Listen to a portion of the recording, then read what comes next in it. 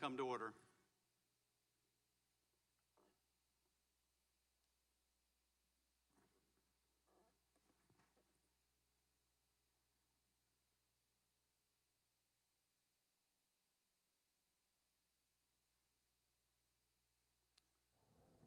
At the outset, and on behalf of my colleagues, I want to thank you, Special Counsel Mueller, for a lifetime of service to the country. Your report, for those who have taken the time to study it, is methodical and it is devastating. For it tells the story of a foreign adversary's sweeping and systematic intervention in a close U.S. presidential election. That should be enough to deserve the attention of every American, as you well point out. But your report tells another story as well. For the story of the 2016 election is also a story about disloyalty to country, about greed, and about lies. Your investigation determined that the Trump campaign, including Donald Trump himself, knew that a foreign power was intervening in our election and welcomed it, built Russian meddling into their strategy, and used it. Disloyalty to country. Those are strong words, but how else are we to describe a presidential campaign which did not inform the authorities of a foreign offer of dirt on their opponent, which did not publicly shun it or turn it away, but which instead invited it, encouraged it, and made full use of it? That disloyalty may not have been criminal, constrained by uncooperative witnesses, the destruction of documents, and the use of encrypted communications. Your team was not able to establish each of the elements of the crime of conspiracy beyond a reasonable doubt, so not a provable crime in any event. But I think maybe something worse. A crime is the violation of law written by Congress, but disloyalty to country violates the very oath of citizenship, our devotion to a core principle on which our nation was founded, that we, the people, and not some foreign power that wishes us ill, we decide who governs us. This is also a story about money, about greed and corruption, about the leadership of a campaign willing to compromise the nation's interest, not only to win, but to make money at the same time. About a campaign chairman indebted to pro-Russian interests who tried to use his position to clear his debts and make millions. About a national security advisor using his position to make money from still other foreign interests. And about a candidate trying to make more money than all of them put together through a real estate project that to him was worth a fortune, hundreds of millions of dollars, and the realization of a lifelong ambition, a Trump Tower in the heart of Moscow. A candidate who, in fact, viewed his whole campaign as the greatest infomercial in history. Donald Trump and his senior staff were not alone in their desire to use the election to make money. For Russia, too, there was a powerful financial motive. Putin wanted relief from U.S. economic sanctions imposed in the wake of Russia's invasion of Ukraine and over human rights violations. The secret Trump Tower meeting between the Russians and senior campaign officials was about sanctions. The secret conversations between Flynn and the Russian ambassador were about sanctions. Trump and his team wanted more money for themselves, and the Russians wanted more money for themselves and for their oligarchs. But the story doesn't end here either, for your report also tells a story about lies, lots of lies. Lies about a gleaming tower in Moscow and lies about talks with the Kremlin. Lies about the firing of FBI Director James Comey and lies about efforts to fire you, Director Mueller, and lies to cover it up. Lies about secret negotiations with the Russians over sanctions and lies about WikiLeaks. Lies about polling data and lies about hush money payments. Lies about meetings in the Seychelles to set up secret back channels and lies about a secret meeting in New York Trump Tower. Lies to the FBI, lies to your staff, and lies to this committee. Lies to obstruct an investigation into the most serious attack on our democracy by a foreign power in our history. That is where your report ends, Director Mueller, with a scheme to cover up, obstruct, and deceive every bit as systematic and pervasive as the Russian disinformation campaign itself, but far more pernicious since this rot came from within. Even now, after 448 pages and 2 volumes, the deception continues. The president and his acolytes say your report found no collusion, though your report explicitly declined to address that question, since collusion can involve both criminal and non-criminal conduct.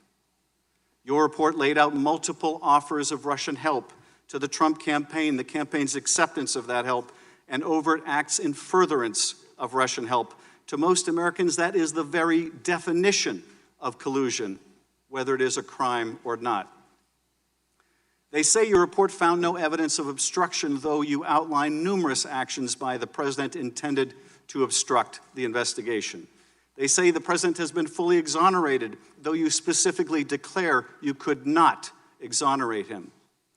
In fact, they say your whole investigation was nothing more than a witch hunt, that the Russians didn't interfere in our election, that it's all a terrible hoax. The real crime, they say, is not that the Russians intervened to help Donald Trump, but that the FBI had the temerity to investigate it when they did. But worst of all, worse than all the lies and the greed, is the disloyalty to country. For that too continues. When asked if the Russians intervene again, will you take their help, Mr. President? Why not? Was the essence of his answer. Everyone does it. No, Mr. President, they don't. Not in the America envisioned by Jefferson, Madison, and Hamilton. Not for those who believe in the idea that Lincoln labored until his dying day to preserve, the idea animating our great national experiment, so unique then, so precious still, that our government is chosen by our people, through our franchise, and not by some hostile foreign power. This is what is at stake. Our next election, and the one after that, for generations to come, our democracy. This is why your work matters, Director Mueller. This is why our investigation matters, to bring these dangers to light. Ranking Member Nunes. Thank you, Mr. Chairman. Welcome, everyone, to the last gasp of the Russia collusion conspiracy theory. As Democrats continue to foist this spectacle on the American people, as well as you, Mr. Mueller, the American people may recall the media first began spreading this conspiracy theory in the spring of 2016, when Fusion GPS, funded by the DNC and the Hillary Clinton campaign, started developing the Steele dossier, a collection of outlandish accusations that Trump and his associates were Russian agents.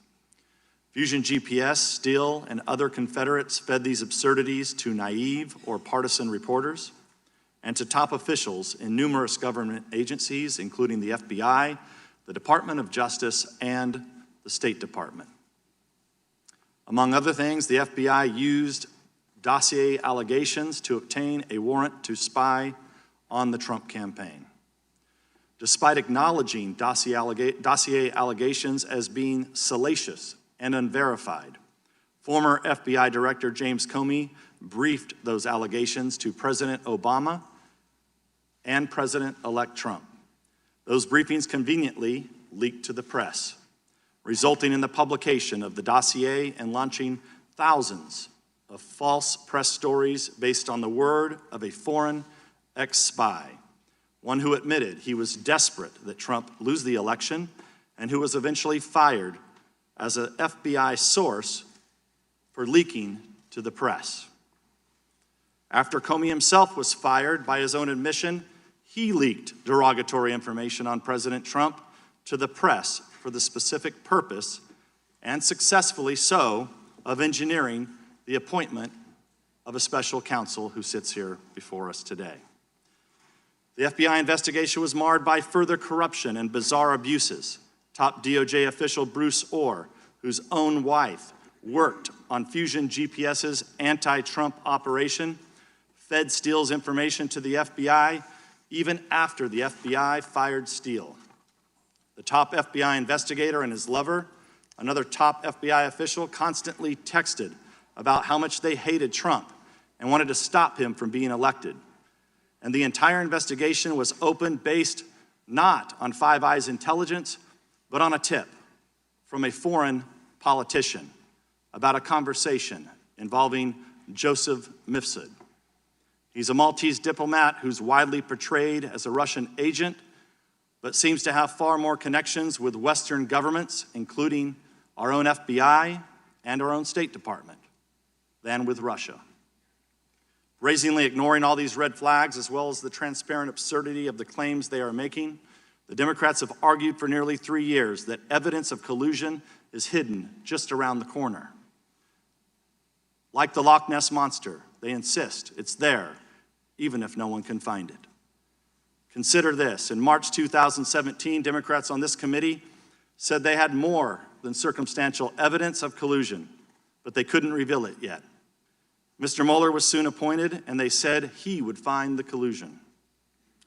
Then when no collusion was found in Mr. Mueller's indictments, the Democrats said we'd find it in his final report. Then when there was no collusion in the report, we were told Attorney General Barr was hiding it. Then when it was clear Barr wasn't hiding anything, we were told it will be revealed through a hearing with Mr. Mueller himself. And now that Mr. Mueller is here, they are claiming that the collusion has actually been in his report all along, hidden in plain sight. And they're right. There is collusion in plain sight. Collusion between Russia and the Democratic Party. The Democrats colluded with Russian sources to develop the Steele dossier, and Russian lawyer Natalia Vesnitskaya colluded with the dossier's key architect, Fusion GPS head Glenn Simpson. The Democrats have already admitted, both in interviews and through their usual anonymous statements to reporters, that today's hearing is not about getting information at all. They said they want to, quote, bring the Mueller report to life and create a television moment through ploys like having Mr. Mueller recite passages from his own report. In other words, this hearing is political theater. It's a Hail Mary attempt to convince the American people that collusion is real and that it's concealed in the report. Granted, that's a strange argument to make about a report that is public.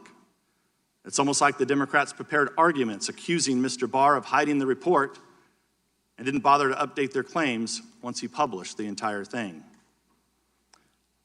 Among congressional Democrats, the Russia investigation was never about finding the truth. It's always been a simple media operation. By their own accounts, this operation continues in this room today. Once again, numerous pressing issues this committee needs to address are put on hold to indulge the political fantasies of people who believed it was their destiny to serve Hillary Clinton's administration.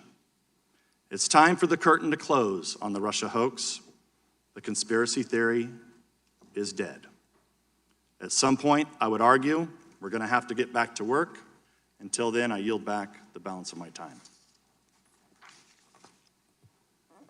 To ensure fairness and make sure that our hearing is prompt, I know we got a late start, Director Mueller. The hearing will be structured as follows. Each member of the committee will be afforded 5 minutes to ask questions, beginning with the chair and ranking member.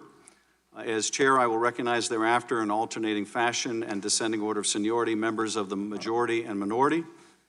After each member has asked his or her questions, the ranking member will be afforded an additional 5 minutes to ask questions, followed by the chair, who will have additional 5 minutes for questions. The ranking member and the chair will not be permitted to delegate or yield our final round of questions to any other member. After 6 members of the majority and 6 members of the minority have concluded their 5-minute rounds of questions, we'll take a 5 or 10-minute break that we understand you've requested before resuming the hearing with Congressman Swalwell starting his round of questions.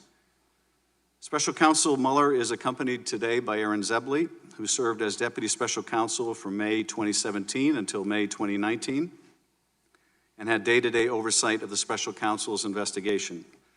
Mr. Mueller and Mr. Zebley resigned from the Department of Justice at the end of May 2019 when the Special Counsel's office was closed. Both Mr. Mueller and Mr. Zebley will be available to answer questions today and will be sworn in consistent with the rules of the House and the committee.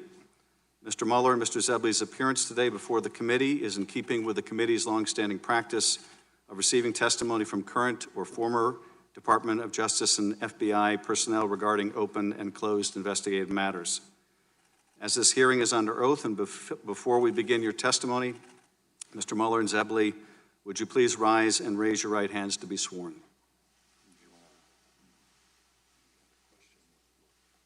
Let me swear them in. Do you swear or affirm that the testimony you are about to give at this hearing is the whole truth and nothing but the truth? Thank you. The record will reflect that the witnesses have been duly sworn. Ranking member. Thank you, Mr. Chair. I just want to clarify that this is highly unusual for Mr. Zebley to be sworn in. We're here to ask Director Mueller questions. He's here as counsel. Our side is not going to be directing any questions to Mr. Zebley, and we have concerns about his prior representation of the Hillary Clinton campaign aide. So I just want to voice that concern that we do have, and we will not be addressing any questions to Mr. Zebley today. I thank the ranking member. I realize, as you probably do, Mr. Zebley, that there is an angry man down the street who's not happy about your being here today, but it is up to this committee and not anyone else who will be allowed to be sworn in and testify, and you are welcome as a private citizen to testify, and members may direct their questions to whoever they choose. With that, Director Mueller, you are recognized for any opening remarks you'd like to make. Good afternoon, Chairman Schiff, Ranking Member Nunes, and members of the committee. I testified this morning before the House Judiciary Committee. I ask that the opening statement I made before that committee be incorporated into the record here. Without objection, Director. I understand that this committee has a unique jurisdiction and that you are interested in further understanding the counterintelligence implications of our investigation. So let me say a word about how we handled the potential impact of our investigation on counterintelligence matters. As we explained in our report, the special counsel regulations effectively gave me the role of United States Attorney. As a result, we structured our investigation around evidence for possible use in prosecution of federal crimes. We did not reach what you would call counterintelligence conclusions. We did, however, set up processes in the office to identify and pass counterintelligence information onto the FBI. Members of our office periodically brief the FBI about counterintelligence information. In addition, there were agents and analysts from the FBI who were not on our team, but whose job it was to identify counterintelligence information in our files and to disseminate that information to the FBI. For these reasons, questions about what the FBI has done with the counterintelligence information obtained from our investigation should be directed to the FBI. I also want to reiterate a few points that I made this morning. I am not making any judgments or offering opinions about the guilt or innocence in any pending case. It is unusual for a prosecutor to testify about a criminal investigation, and given my role as a prosecutor, there are reasons why my testimony will necessarily be limited. First, public testimony could affect several ongoing matters. In some of these matters, court rules or judicial orders limit the disclosure of information to protect the fairness of the proceedings. And consistent with longstanding Justice Department policy, it would be inappropriate for me to comment in any way that could affect an ongoing matter. Second, the Justice Department has asserted privileges concerning investigative information and decisions, ongoing matters within the Justice Department, and deliberations within our office. These are Justice Department privileges that I will respect. The Department has released a letter discussing the restrictions on my testimony. but I therefore will not be able to answer questions about certain areas that I know are of public interest. For example, I am unable to address questions about the opening of the FBI's Russia investigation, which occurred months before my appointment, or matters related to the so-called Steele dossier. These matters are the subject of ongoing review by the department. Any questions on these topics should therefore be directed to the FBI or the Justice Department.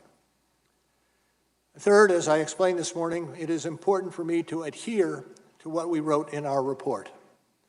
The report contains our findings and analysis and the reasons for the decisions we made. We stated the results of our investigation with precision. I do not intend to summarize or describe the results of our work in a different way in the course of my testimony today. And as I stated in May, I also will not comment on the actions of the Attorney General or of Congress. I was appointed as a prosecutor, and I intend to adhere to that role and to the department standards that govern. Finally, as I said this morning, over the course of my career, I have seen a number of challenges to our democracy. The Russian government's efforts to interfere in our election is among the most serious, and I am sure that the committee agrees. Now, before we go to questions, I want to add one correction to my testimony this morning. I want to go back to one thing that was said this morning by Mr. Liu, who said, and I quote, "You didn't charge the president because of the OLC opinion." That is not the correct way to say it. As we say in the report, and as I said at the opening, we did not reach a determination as to whether the president committed a crime. And with that, Mr. Chairman, I'm ready to answer questions. Thank you, Director Mueller. I recognize myself for 5 minutes. Director Mueller, your report describes a sweeping and systematic effort by Russia to influence our presidential election. Is that correct? That is correct. And during the course of this Russian interference in the election, the Russians made outreach to the Trump campaign, did they not? That occurred over the course of, that occurred. It's also clear from your report that during that Russian outreach to the Trump campaign, no one associated with the Trump campaign ever called the FBI to report it. Am I right? I don't know that for sure. In fact, the campaign welcomed the Russian help, did they not? I think we report in the report indications that that occurred, yes. The president's son said when he was approached about dirt on Hillary Clinton that the Trump campaign would love it. That is generally what was said, yes. The president himself called on the Russians to hack Hillary's emails. There was a statement by the president in those general lines. And numerous times during the campaign, the president praised the releases of the Russian-hacked emails through WikiLeaks. That did occur. Your report found that the Trump campaign planned, quote, a press strategy, communications campaign, and messaging, unquote, based on that Russian assistance. I am not familiar with that. That language comes from Volume 1, page 54. Apart from the Russians wanting to help Trump win, several individuals associated with the Trump campaign were also trying to make money during the campaign and transition. Is that correct? That is true. Paul Manafort was trying to make money or achieve debt forgiveness from a Russian oligarch. Generally, that is accurate. Michael Flynn was trying to make money from Turkey. True. Donald Trump was trying to make millions from a real estate deal in Moscow. To the extent you're talking about the hotel in Moscow? Yes. Yes. When your investigation looked into these matters, numerous Trump associates lied to your team, the grand jury, and to Congress? A number of persons that we interviewed in our investigation, it turns out, did lie. Mike Flynn lied? He was convicted of lying, yes. George Papadopoulos was convicted of lying? True. Paul Manafort was convicted of lying? True. Paul Manafort was, in fact, went so far as to encourage other people to lie? That is accurate. Manafort's deputy, Rick Gates, lied? That is accurate. Michael Cohen, the president's lawyer, was indicted for lying? True. He lied to stay on message with the president? Allegedly by him. And when Donald Trump called your investigation a witch hunt, that was also false, was it not? I'd like to think so, yes. Well, your investigation is not a witch hunt, is it? It is not a witch hunt. When the president said the Russian interference was a hoax, that was false, wasn't it? True. When he said it publicly, it was false? He did say publicly that it was false, yes. And when he told it to Putin, that was false too, wasn't it? That I'm not familiar with. When the president said he had no business dealings with Russia, that was false, wasn't it?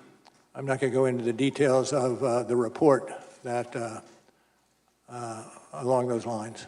But when the president said he had no business dealings with Russia, in fact, he was seeking to build a Trump Tower in Moscow, was he not? I think there is some question about when this was accomplished.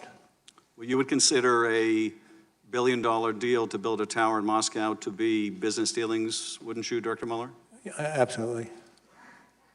In short, your investigation found evidence that Russia wanted to help Trump win the election, right? I think generally that would be accurate. Russia informed campaign officials of that? I'm not certain to what conversations you're referring to. Well, through an intermediary, they informed Papadopoulos that they could help with the anonymous release of stolen emails? Accurate. Russia committed federal crimes in order to help Donald Trump? When you're talking about the computer crimes in the charge in our case, absolutely. The Trump campaign officials built their strategy, their messaging strategy around those stolen documents? Generally, that's true. And then they lied to cover it up? Generally, that's true. Thank you, Mr. Nunes. Thank you. Welcome, Director. As a former FBI director, you'd agree that the FBI is the world's most capable law enforcement agency. I would say yes. The FBI claims the counterintelligence investigation of the Trump campaign began on July 31st, 2016. But in fact, it began before that. In June 2016, before the investigation officially opened, Trump campaign associates Carter Page and Stephen Miller, a current Trump advisor, were invited to attend a symposium at Cambridge University in July 2016. Your office, however, did not investigate who was responsible for inviting these Trump associates to this symposium. Your investigators also failed to interview Stephen Schrage, an American citizen who helped organize the event and invited Carter Page to it. Is that correct? Can you repeat the question? Whether or not you interviewed Stephen Schrage, who organized the Cambridge. Okay, in those areas, I am going to stay away from. Okay. The first Trump associate to be investigated was General Flynn. Many of the allegations against him stem from false media reports that he had an affair with a Cambridge academic, Svetlana Lokova, and that Lokova was a Russian spy. Some of these allegations were made public in a 2017 article written by British intelligence historian Christopher Andrew. Your report fails to reveal how or why Andrew and his collaborator, Richard Dearlove, former head of Britain's MI6, spread these allegations. And you failed to interview Svetlana Lokova about these matters. Is that correct? I'm not going to get into those matters to which you refer. You had a team of 19 lawyers, 40 agents, and an unlimited budget, correct, Mr. Mueller? I would not say we had an unlimited budget.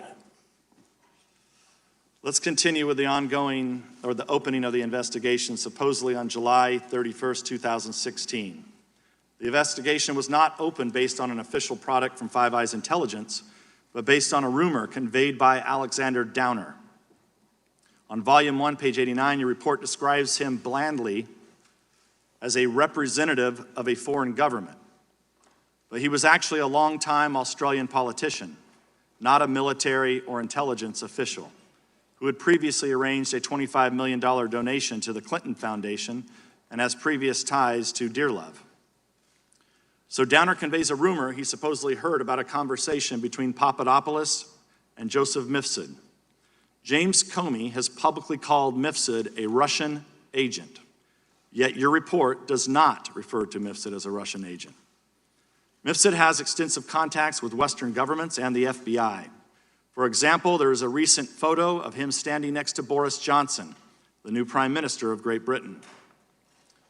What we're trying to figure out here, Mr. Mueller, is if our NATO allies or Boris Johnson have been compromised. So we're trying to figure out, Comey says Mifsud is a Russian agent, you do not. So do you stand by what's in the report? I'd stand by that which is in the report, and not so necessarily with that which is not in the report. I want to return to Mr. Downer. He denies that Papadopoulos mentioned anything to him about Hillary Clinton's emails, and in fact, Mifsud denies mentioning to them that to Papadopoulos. He denies that Papadopoulos mentioned anything to him about Hillary Clinton's emails. And in fact, Mifsud denies mentioning them to Papadopoulos in the first place.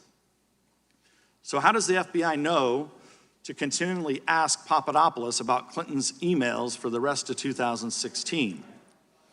Even more strangely, your sentencing memo on Papadopoulos blames him for hindering the FBI's ability to potentially detain or arrest Mifsud. But the truth is, Mifsud waltzed in and out of the United States in December 2016. The US media could find him, the Italian press found him, and he's a supposed Russian agent at the epicenter of the purported collusion conspiracy. He's the guy who knows about Hillary Clinton's emails and that the Russians have them. But the FBI failed to question him for a half a year after officially opening the investigation. And then according to Volume 1, page 193 of your report, once Mifsud finally was questioned, he made false statements to the FBI. But you declined to charge him. Is that correct? You did not indict Mr. Mifsud? I'm not going to speak to the series of happenings as you articulated them. But you did not indict Mr. Mifsud? Time of the gentleman has expired. Pardon? You did not indict Mr. Mifsud? True. Mr. Himes. Director Mueller, thank you for your lifetime of service to this country, and thank you for your perseverance and patience today. Director, your report opens with two statements of remarkable clarity and power. The first statement is one that is, as of today, not acknowledged by the President of the United States, and that is, quote, the Russian government interfered in the 2016 presidential election in sweeping and systematic fashion. The second statement remains controversial amongst members of this body, same page on your report, and I quote, the Russian government perceived it would benefit from a Trump presidency and worked to secure that outcome. Do I have that statement right? I believe so. Director Mueller, this attack on our democracy involved, as you said, two operations. First, a social media disinformation campaign. This was a targeted campaign to spread false information on places like Twitter and Facebook. Is that correct? That's correct. Facebook estimated, as per your report, that the Russian fake images reached 126 million people. Is that correct? I believe that's the sum that we record. Director, who did the Russian social media campaign ultimately intend to benefit? Hillary Clinton or Donald Trump? Donald Trump. The second operation, Director... Let me just say Donald Trump, but there were instances where Hillary Clinton was subject to much the same behavior. The second operation in the Russian attack was a scheme, what we call the hack and dump, to steal and release hundreds of thousands of emails from the Democratic Party and the Clinton campaign. Is that a fair summary? That is. Did your investigation find that the releases of the hacked emails were strategically timed to maximize impact on the election? I'd have to refer you to our report on that question. Page 36, I quote, the release of the documents was designed and timed to interfere with the 2016 U.S. presidential election. Mr. Mueller, which presidential candidate was Russia's hacking and dumping operation designed to benefit, Hillary Clinton or Donald Trump? Mr. Trump. Mr. Mueller, is it possible that this sweeping and systematic effort by Russia actually had an effect on the outcome of the presidential election? Those issues are being or have been investigated by other entities.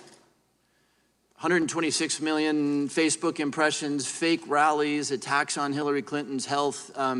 Would you rule out that it might have had some effect on the election? I'm not going to speculate.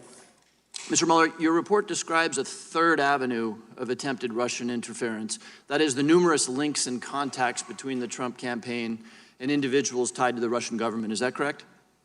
Could you repeat that question? Your report describes what is called a third avenue of Russian interference, and that's the links and contacts between the Trump campaign and individuals tied to the Russian government. Yes.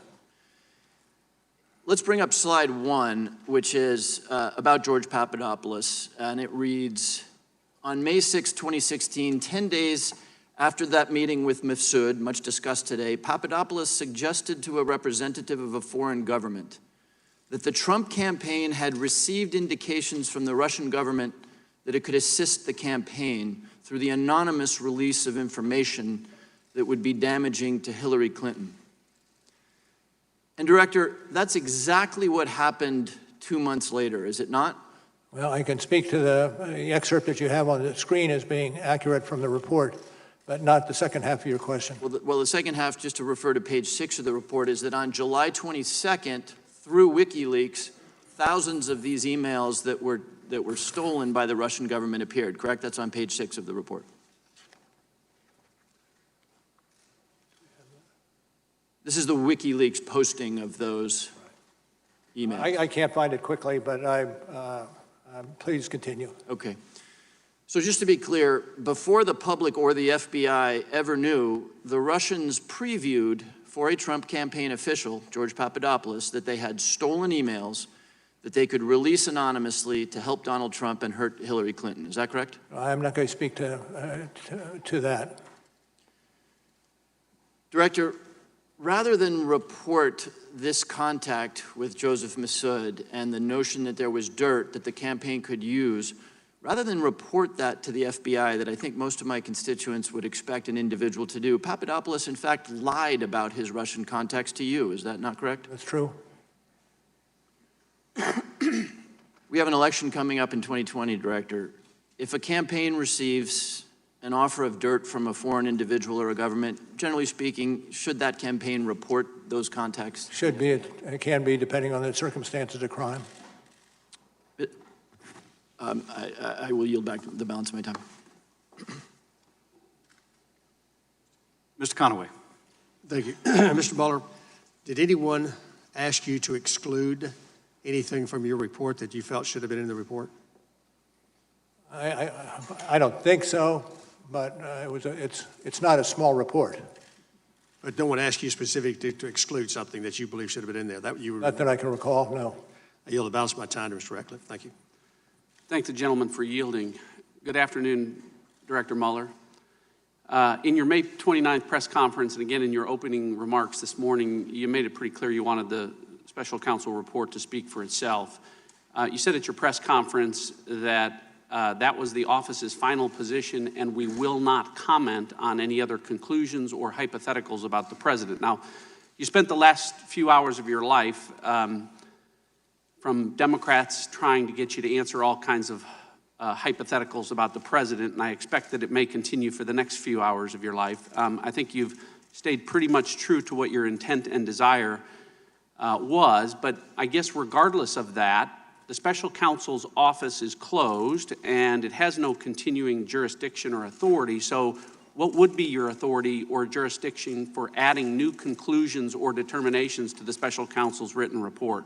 As to the latter, I don't know or expect changes in conclusions that we included in our report.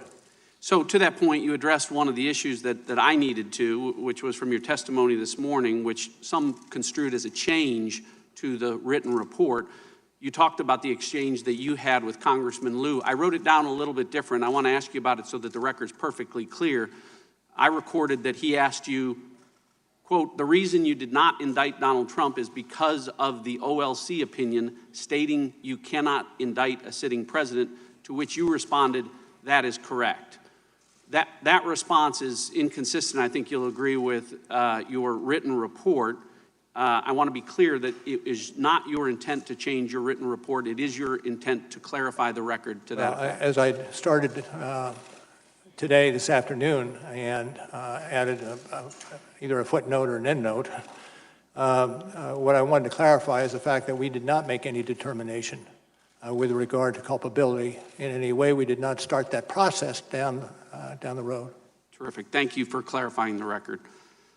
A stated purpose of your appointment as special counsel was to ensure a full and thorough investigation of the Russian government efforts to interfere in the 2016 presidential election. As part of that full and thorough investigation, what determination did the special counsel office make about whether the Steele dossier was part of the Russian government efforts to interfere in the 2016 presidential election? Again, when it comes to Mr. Steele, I defer to the Department of Justice.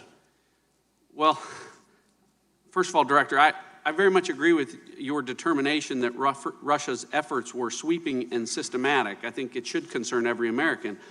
That's why I want to know just how sweeping and systematic those efforts were. I want to find out if Russia interfered with our election by providing false information through sources to Christopher Steele about a Trump conspiracy that you determined didn't exist. Well, again, I'm not going to discuss the issues with regard to Mr. Steele. And in terms of a portrayal of the conspiracies, we returned 2 indictments in the computer crimes arena, one GRU and another active measures, in which we lay out in excruciating detail what occurred in those 2 rather large conspiracies. I agree with respect to that, but why this is important is an application and 3 renewal applications were submitted by the United States government to spy or surveil on Trump campaign Carter associate, or Carter Page, and on all 4 occasions, the United States government submitted the Steele dossier as a central piece of evidence with respect to that. Now, the basic premise of the dossier, as you know, was that there was a well-developed conspiracy of cooperation between the Trump campaign and the Russian government, but the special counsel investigation didn't establish any conspiracy, correct? Well, what I can tell you is that the events that you are characterizing here now is part of another matter that is being handled by the Department of Justice. But you did not establish any conspiracy, much less a well-developed one. Again, I pass on answering that question. The special counsel did not charge Carter Page with anything, correct? Special counsel did not. All right. My time has expired. I yield back. Ms. Sewell. Director Mueller, I'd like to turn your attention to the June 9th, 2016 Trump Tower meeting. Slide 2, which should be on the screen now, is part of an email chain between Donald Trump Jr. and a publicist representing the son of a Russian oligarch. The email exchange ultimately led to the now infamous June 9th, 2016 meeting. The email from the publicist to Donald Trump Jr. reads in part, "The Crown Prosecutor of Russia offered to provide the Trump campaign with some official documents and information that would incriminate Hillary in her dealings with Russia and is a part of Russia and its government's support of Mr. Trump." In this email, Donald Trump Jr. is being told that the Russian government wants to pass along information which would hurt Hillary Clinton and help Donald Trump. Is that correct? That's correct. Now, Trump Jr.'s response to that email is slide 3. He said, and I quote, "If it is what you say, I love it, especially later in the summer." Then Donald Jr. Invited senior campaign officials, Paul Manafort and Jared Kushner, to the meeting, did he not? He did. This email exchange is evidence of an offer of illegal assistance, is it not? I cannot adopt that characterization. But isn't it against the law for a presidential campaign to accept anything of value from a foreign government? Generally speaking, yes, but generally the cases are unique. Well, you say in page 184 in volume 1 that the federal campaign finance law broadly prohibits foreign nationals from making contributions, et cetera. And then you say that foreign nationals may not make a contribution or donation of money or anything of value. It says clearly in the report itself. Yeah, thank you. Now, let's turn to what actually happened at the meeting. When Donald Trump Jr. and the others got to the June 9th meeting, they realized that the Russian delegation didn't have the promised quote-unquote dirt. In fact, they got upset about that, did they not? Generally, yes. You say in volume 1, page 118, that Trump Jr. asked, what are we doing here? What do they have on Clinton? And during the meeting, Kushner actually texted Manafort saying it was, quote, a waste of time, end quote. Is that correct? I believe it's in the report along the lines you specify. So to be clear, top Trump campaign officials learned that Russia wanted to help Donald Trump's campaign by giving him dirt on his opponent. Trump Jr. said, loved it. then he and senior officials held a meeting with the Russians to try to get that Russian help. But they were disappointed because the dirt wasn't as good as they had hoped. So to the next step, did anyone, to your knowledge, in the Trump campaign ever tell the FBI of this offer? I don't believe so. Did Donald Trump Jr. tell the FBI that they received an offer of help from the Russians? I'm going to, that's about all I'll say on this aspect of it. Wouldn't it be true, sir, that if they had reported it to the FBI or anyone in that campaign during the course of your 2-year investigation, you would have uncovered such a... I would hope, yes. Yes. Sir, is it not the responsibility of political campaigns to inform the FBI if they receive information from a foreign government? I would think that that's something they would and should do. Well, not only did the campaign not tell the FBI, they sought to hide the existence of the June 9th meeting for over a year. Is that not correct? On the general characterization, I would question it. If you're referring to later initiative that flowed from the media, then... No, what I'm suggesting is that you've said in volume 2, page 5, on several occasions the president directed aides not to publicly disclose the email setting up the June 9th meeting. Yes, that's accurate. Thanks. Sir, given this illegal assistance by Russians, you chose, even given that, you did not charge Donald Trump Jr. or any of the other senior officials with conspiracy, is that right? Correct.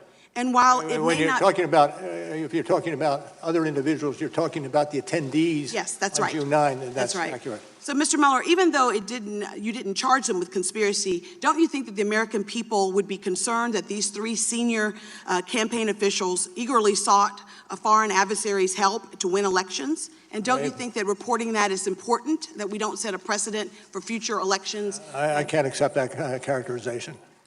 Well, listen, I think that it seems like a betrayal of American values to me, sir, that someone with, if not being criminal, is definitely unethical and wrong. And I would think that we would not want to set a precedent that political campaigns should not divulge of information if it's foreign government assistance.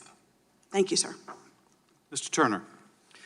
Mr. Mueller, I have your opening statement, and in the beginning of your opening statement, you indicate that pursuant to Justice Department regulations that you submitted a confidential report to the Attorney General at the conclusion of the investigation. What I'd like you to confirm is the report that you did, that is the subject matter of this hearing, was to the Attorney General. Yes. Now, you also state in this opening statement that you threw overboard the word collusion because it's not a legal term. You would not conclude because collusion was not a legal term. Well, it depends on how you want to use the word. In the general parlance, people can think of it that way, but if you're talking about in the criminal statute arena, you can't, because it really is much more aptly and accurately described as conspiracy. Right, so in your words are, it's not a legal term, so you didn't put it in your conclusion, correct? That's what your opening statement is. Mr. Mueller, I want to talk about your powers and authorities. Now, the Attorney General and the appointment order gave you powers and authorities that reside in the Attorney General. Now, the Attorney General has no ability to give you powers and authority greater than the powers and authority of the Attorney General, correct? No, I don't believe, I think that is correct. Mr. Mueller, I want to focus on one word in your report. It's the second to the last word in the report. It's exonerate. The report states, accordingly, while this report does not conclude that the president committed a crime, it does not exonerate him. Now, in the judiciary hearing, in your prior testimony, you've already agreed with Mr. Radcliffe that exonerate is not a legal term, that there is not a legal test for this. So I have a question for you, Mr. Mueller. Mr. Mueller, does the Attorney General have the power or authority to exonerate? Now, what I'm putting up here is the United States Code. This is where the Attorney General gets his power, and the Constitution, and the annotated cases of these, which we've searched. We even went to your law school, because I went to Case Western, but I thought maybe your law school teaches it differently, and we got the criminal law textbook from your law school. Mr. Mueller, nowhere in these, because we had them scanned, is there a process or description on exonerate. There's no office of exoneration at the Attorney General's office. There's no certificate at the bottom of his desk. Mr. Mueller, would you agree with me that the Attorney General does not have the power to exonerate? I'm going to pass on that. Why?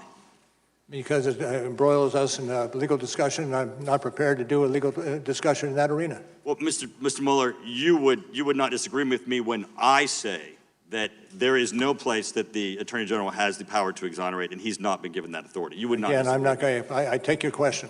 Great. Well, the one thing that I guess is that the Attorney General probably knows that he can't exonerate either. And that's the part that kind of confuses me. Because if the Attorney General doesn't have the power to exonerate, then you don't have the power to exonerate, and I believe he knows he doesn't have the power to exonerate. And so this is the part that I don't understand. If your report is to the Attorney General, and the Attorney General doesn't have the power to exonerate, and he does not, and he knows that you do not have that power, you don't have to tell him that you're not exonerating the president. He knows this already. So then that kind of changed the context for the report. No, we included in the report for exactly that reason. He may not know it, and he should know it. So you believe that the Attorney, Bill Barr, believes that somewhere in the hallways of the Department of Justice there's an Office of Exoneration? No, that's not what I said. Well, I believe he knows, and I don't believe you put that in there for Mr. Barr. I think you put that in there for exactly what I'm going to discuss next, and that is, so the Washington Post yesterday, when speaking of your report, the article said Trump could not be exonerated of trying to obstruct the investigation itself. Trump could not be exonerated. Now, that statement is correct, Mr. Mueller, isn't it, in that no one can be exonerated? The reporter wrote this. This reporter can't be exonerated. Mr. Mueller, you can't be exonerated. In fact, in our criminal justice system, there is no power or authority to exonerate. Now, this is my concern, Mr. Mueller. This is the headline on all of the news channels while you were testifying today. Mueller, Trump was not exonerated. Now, Mr. Mueller, what you know is that this can't say Mueller exonerated Trump, because you don't have the power or authority to exonerate Trump. You have no more power to declare him exonerated than you have the power to declare him Anderson Cooper. So the problem that I have here is that since there's no one in the criminal justice system that has that power, the president pardons, he doesn't exonerate. Courts and juries don't declare innocent, they declare not guilty. They don't even declare exoneration. The statement about exoneration is misleading, and it's meaningless, and it colors this investigation one word out of the entire portion of your report, and it's a meaningless word that has no legal meaning, and it has colored your entire report. Time of the gentleman has expired. Mr. Carson. Thank you, Chairman. Thank you, Director Mueller, for your years of service to our country. I want to look more closely, sir, at the Trump campaign chairman, Paul Manafort, an individual who I believe betrayed our country, who lied to a grand jury, who tampered with witnesses, and who repeatedly tried to use his position with the Trump campaign to make more money. Let's focus on the betrayal and greed. Your investigation, sir, found a number of troubling contacts between Mr. Manafort and Russian individuals during and after the campaign. Is that right, sir? Correct. Correct. In addition to the June 9th meeting just discussed, Manafort also met several times with a man named Konstantin Kilimnik, who the FBI assessed to have ties with Russian intel agencies. Is that right, sir? Correct. In fact, Mr. Manafort didn't just meet with him, he shared private Trump campaign polling information with this man linked to Russian intelligence. Is that right, sir? That is correct. And in turn, the information was shared with a Russian oligarch tied to Vladimir Putin. Is that right, sir? Allegedly. Director Mueller, meeting with him wasn't enough. Sharing internal polling information wasn't enough. Mr. Manafort went so far as to offer this Russian oligarch tied to Putin a private briefing on the campaign. Is that right, sir? Yes, sir. And finally, Mr. Manafort also discussed internal campaign strategy on 4 battleground states, Michigan, Wisconsin, Pennsylvania, and Minnesota, with the Russian intelligence-linked individual. Did he not, sir? That's reflected in the report, as were the items you listed previously. Director Mueller, based on your decades of years of experience at the FBI, would you agree, sir, that it creates a national security risk when a presidential campaign chairman shares private polling information on the American people, private political strategy related to winning the votes of the American people, and private information about American battleground states with a foreign adversary? Is that the question, sir? Yes, sir. I'm not going to speculate along those lines. To the extent that it's within the lines of the report, then I support it. Anything beyond that is not part of that which I would support. Well, I think it does, sir. I think it shows an infuriating lack of patriotism from the very people seeking the highest office in the land. Director Mueller, Manafort didn't share this information in exchange for nothing, did he, sir? I can't answer that question without knowing more about the question. Well, it's clear that he hoped to be paid back money he was owed by Russian or Ukrainian oligarchs in return for the passage of private campaign information, correct? That is true. Director Mueller, as my colleague Mr. Heck will discuss later, greed corrupts. Would you agree, sir, that the sharing of private campaign information in exchange for money represents a particular kind of corruption, one that presents a national security risk to our country, sir? I'm not going to opine on that. I don't have the expertise in that arena to really opine. Would you agree, sir, that Manafort's contacts with Russians close to Vladimir Putin and his efforts to exchange private information on Americans for money left him vulnerable to blackmail by the Russians? I think generally so, that would be the case. Would you agree, sir, that these acts demonstrated a betrayal of the democratic values of our country rests on? I can't agree with that. Director Mueller, Not that it's not true, but I cannot agree with it. yes, sir.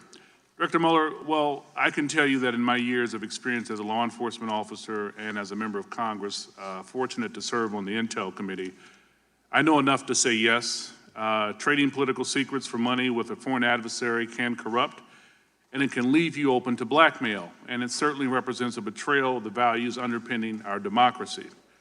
I want to thank you for your service again, Director Mueller. We appreciate you for coming today. I yield back, Chairman. Dr. Wenstrup. Thank you, Mr. Chairman. Thank you, Mr. Mueller, for being here today. Mr. Mueller, is it accurate to say your investigation found no evidence that members of the Trump campaign were involved in the theft or publication of Clinton campaign-related emails?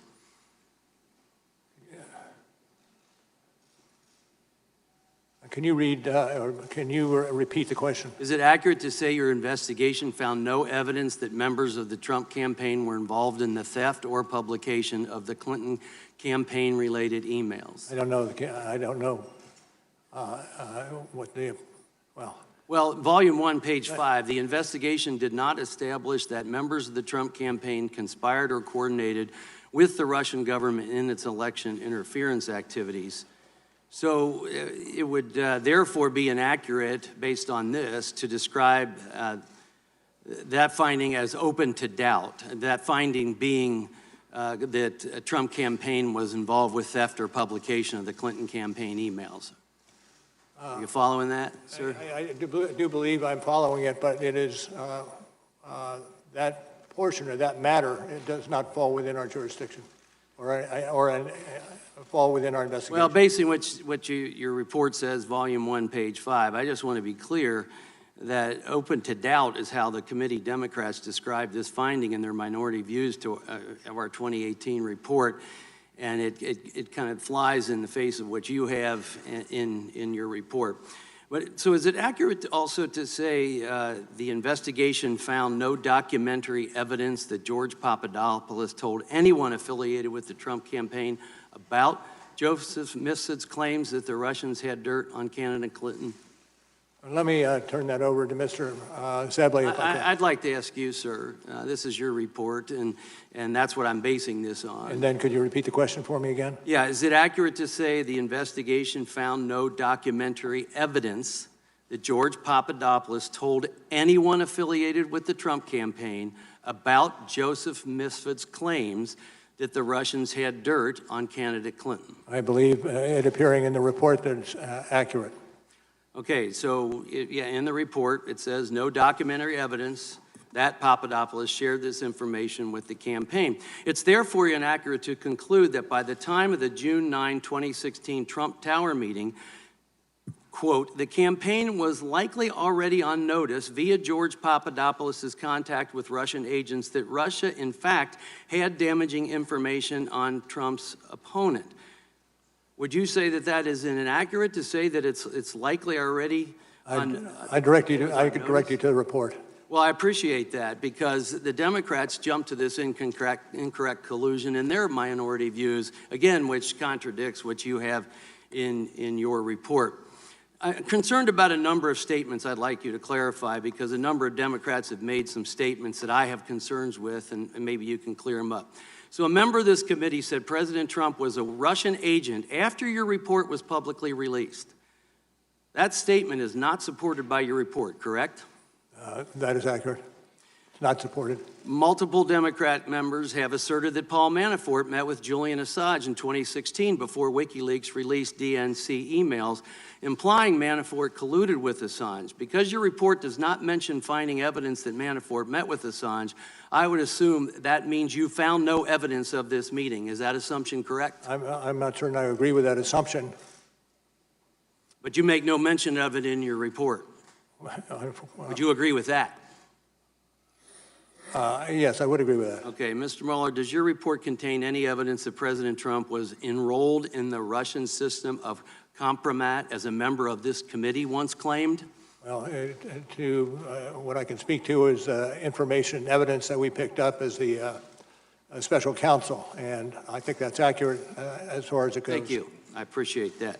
So let's go for a second to scope. Did you ask the Department of Justice to expand the scope of the special counsel's mandate related to August 2nd, 2017 or August 20th, 2017 scoping memoranda? Well, without looking at the memoranda, I could not answer that Well, question. let me ask you, did you ever make a request to expand your office's mandate at all? Generally, yes. And was that ever denied? I'm not going to speak to that. You're not going It goes to internal deliberations.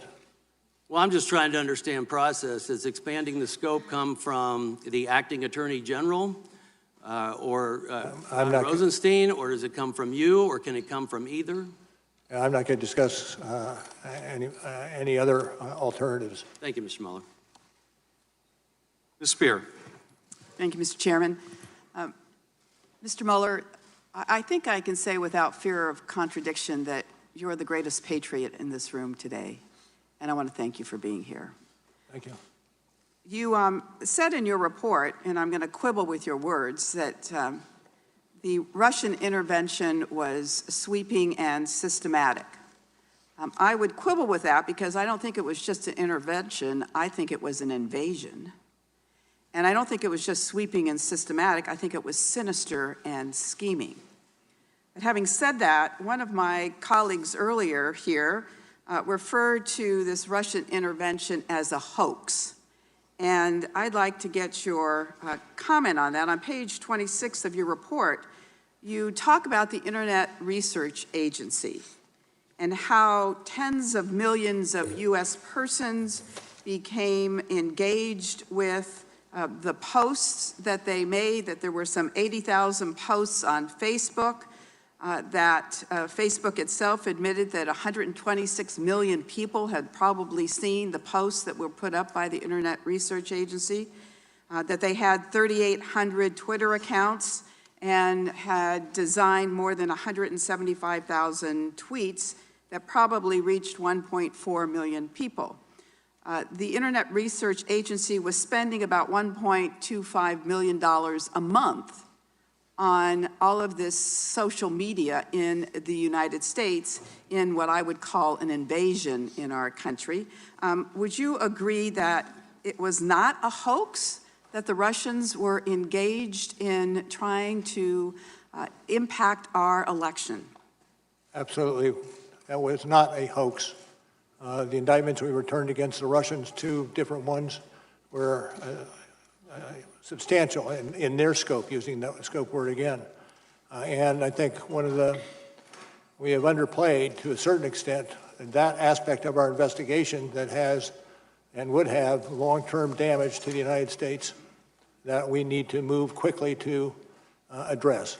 Thank you for that. I'd like to drill down on that a little bit more. The Internet Research Agency actually started in 2014 by sending over staff as tourists, I guess, to start looking at where they wanted to engage. And there are many that suggest, and I'm interested in your opinion, as to whether or not Russia is presently in the United States looking for ways to impact the 2020 election. I can't speak to that. That would be in levels of classification. All right. Let me ask you this. Oftentimes when we engage in these hearings, we forget the forest for the trees. You have a very large report here of over 400 pages. Most Americans have not read it. We have read it. Actually, the FBI director yesterday said he hadn't read it, which was a little discouraging. But on behalf of the American people, I want to give you 1 minute and 39 seconds to tell the American people what you would like them to glean from this report. Well, we spent substantial time assuring the integrity of the report, understanding that it would be our living message to those who come after us. But it also is a signal, a flag to those of us who have some responsibility in this area to exercise those responsibilities swiftly and don't let this problem continue to linger as it has over so many years. All right. You didn't take the whole amount of time, so I'm going to yield the rest of my time to the chairman. I thank the gentleman for yielding. Dr. Mueller, I wanted to ask you about conspiracy. Generally, a conspiracy requires an offer of something illegal, the acceptance of that offer, and an overt act in furtherance of it. Is that correct? Correct. And Don Jr. was made aware that the Russians were offering dirt on his opponent, correct? I don't know that for sure, but one would assume, given presence at the meeting. And when you say that you would love to get that help, that would constitute an acceptance of the offer? It's a wide open request. And it would certainly be evidence of an acceptance if you say, when somebody offers you something illegal and you say, I would love it, that would be considered evidence of an acceptance. I can stay away from any addressing one particular or two particular situations. Well, this particular situation, well, I'll have to continue in a bit. Now yield to Mr. Stewart. Mr. Mueller, it's been a long day. Thank you for being here. I do have a series of important questions for you, but before I do that, I want to take a moment to reemphasize something that my friend Mr. Turner has said. I've heard many people state no person is above the law. And many times recently they add not even the president, which I think is blazingly obvious to most of us. I'm having a little problem hearing you, sir. Is this better? That is better, thank you. I want you to know I agree with this statement that no person is above the law. But there's another principle that we also have to defend, and that is the presumption of innocence. And I'm sure you agree with this principle, though I think the way that your office phrased some parts of your report, it does make me wonder. I have to be honest with you. For going on 3 years, innocent people have been accused of very serious crimes, including treason. Accusations made even here today. They have had their lives disrupted and in some cases destroyed by false accusations for which there is absolutely no basis other than some people desperately wish that it was so. But your report is very clear. No evidence of conspiracy, no evidence of coordination. And I believe we owe it to these people who have been falsely accused, including the president and his family, to make that very clear. Mr. Mueller, the credibility of your report is based on the integrity of how it is handled. And there's something that I think bothers me and other Americans. I'm holding here in my hand a binder of 25 examples of leaks that occurred from the special counsel's office from those who associated with your work, dating back to as early as a few weeks after your inception and the beginning of your work, and continuing up to just a few months ago. All of them have one thing in common. They were designed to weaken or to embarrass the president, every single one. Never was it leaked that you'd found no evidence of collusion. Never was it leaked that the Steele dossier was a complete fantasy, nor that it was funded by the Hillary Clinton campaign. I could go on and on. Mr. Mueller, are you aware of anyone from your team having given advance knowledge of the raid on Roger Stone's home to any person or the press, including CNN? Well, I'm not going to talk about specifics. I will mention, but talk for a moment about persons who become involved in an investigation and the understanding that in a lengthy, thorough investigation, some persons will be under a cloud that should not be under a cloud.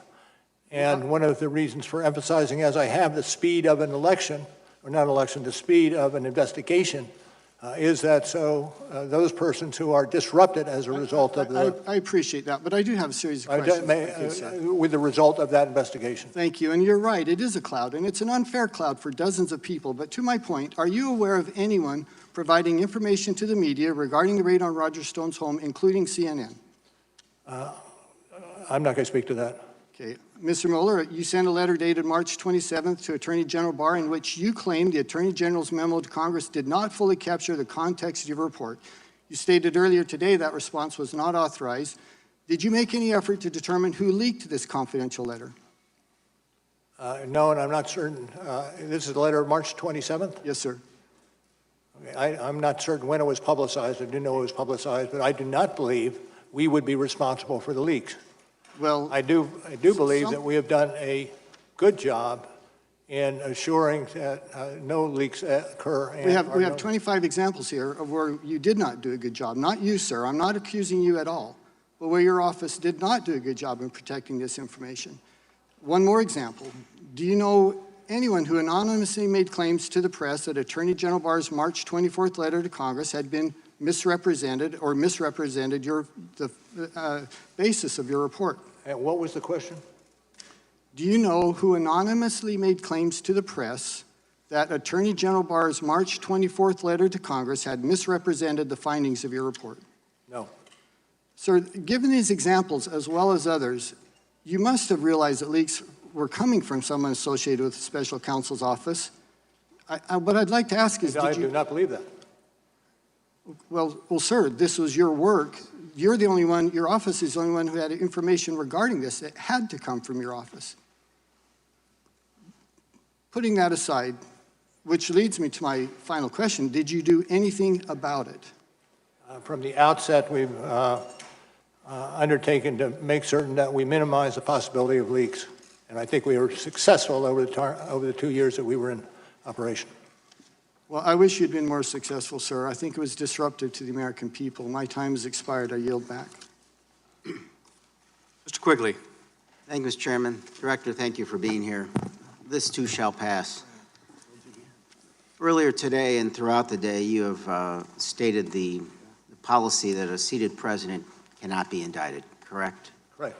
And upon questioning this morning, you were asked, could a president be indicted after their service, correct? Yes. And your answer was that they could. They could. Director, please speak into the microphone. I'm sorry. Thank you. So they could. The follow-up question that should be concerning is, what if a president serves beyond the statute of limitations? I don't know the answer to that one. Would it not indicate that if the statute of limitations on federal crimes such as this are 5 years, that a president who serves a second term is therefore under the policy above the law? I'm not certain I would agree with the conclusion. I'm not certain that I can see but the possibility that you suggest. But the statute doesn't toll, is that correct? I don't know specifically. It clearly doesn't. And I just want, as the American public is watching this and perhaps learning about many of these for the first time, we need to consider that, and that the other alternatives are perhaps all that we have.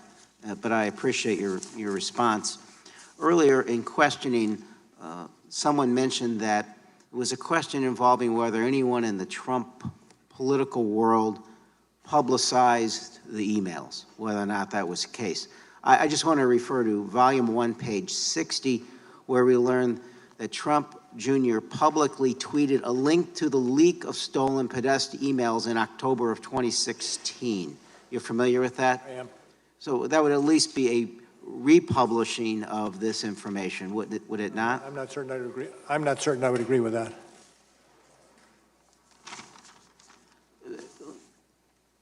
Director Pompeo assessed WikiLeaks in one point as a hostile intelligence service.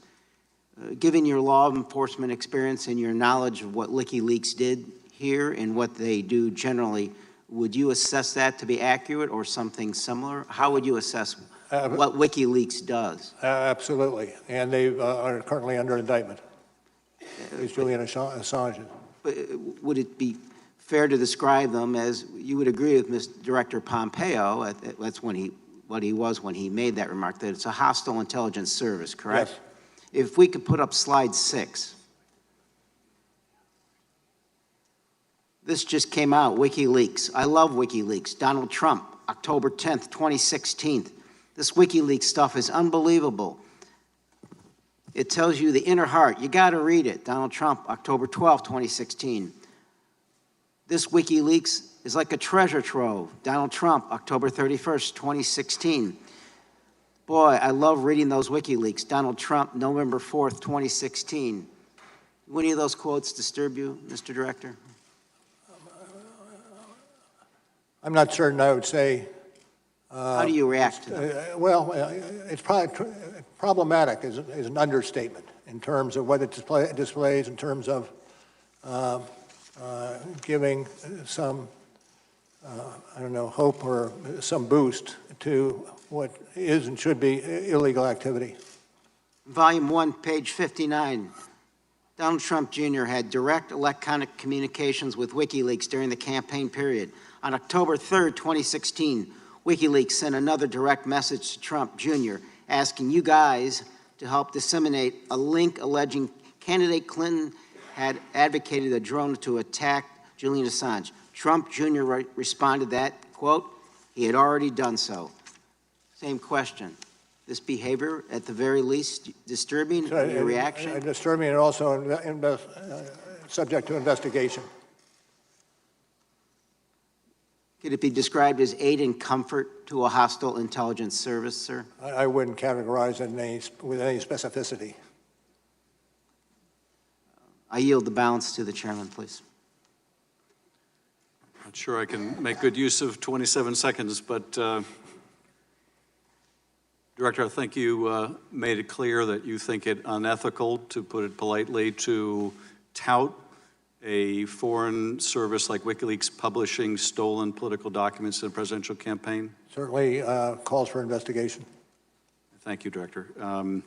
We're going to go now to Mr. Crawford, and then after Mr. Crawford's 5 minutes, we'll take a 5 or 10 minute break. Thank you, Mr. Chairman. Thank you, Mr. Mueller, for being here. Days after your appointment, Peter Strzok texted about his concern that there's, quote, no big there in the Trump campaign investigation. Did Strzok or anyone else who worked on the FBI's investigation tell you that around 10 months into the investigation, the FBI still had no case for collusion?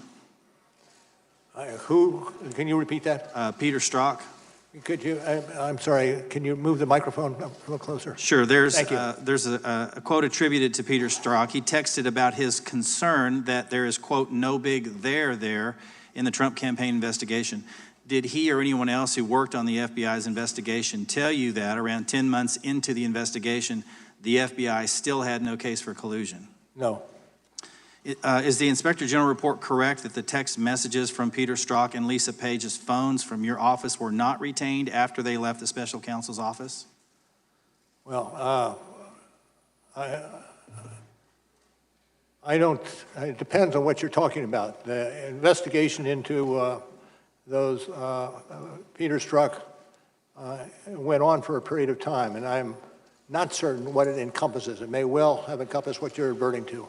Okay, let me move on just real quickly. Did you ask the department to authorize your office to investigate the origin of the Trump-Russia investigation? I'm not going to get into that. It goes to internal deliberations. So the circumstances surrounding the origin of the investigation have yet to be fully vetted then. I'm certainly glad that Attorney General Barr and U.S. Attorney Durham are looking into this matter. With that, I'd like to yield the balance of my time to the ranking member, Nunes. Thank the gentleman for yielding. Mr. Mueller, I want to make sure you're aware of who Fusion GPS is. Fusion GPS is a political operations firm that was working directly for the Hillary Clinton campaign and the Democrat National Committee. They produced the dossier, so they paid Steele, who then went out and got the dossier. And I know you don't want to answer any dossier questions, so I'm not going there, but your report mentions Natalia Vesnitskaya 65 times. She meets in the Trump Tower. It's this infamous Trump Tower meeting. It's in your report. You've heard many of the Democrats refer to it today. The meeting was shorter than 20 minutes, I believe. Is that correct? I think what we have in our report reflects it was about that length.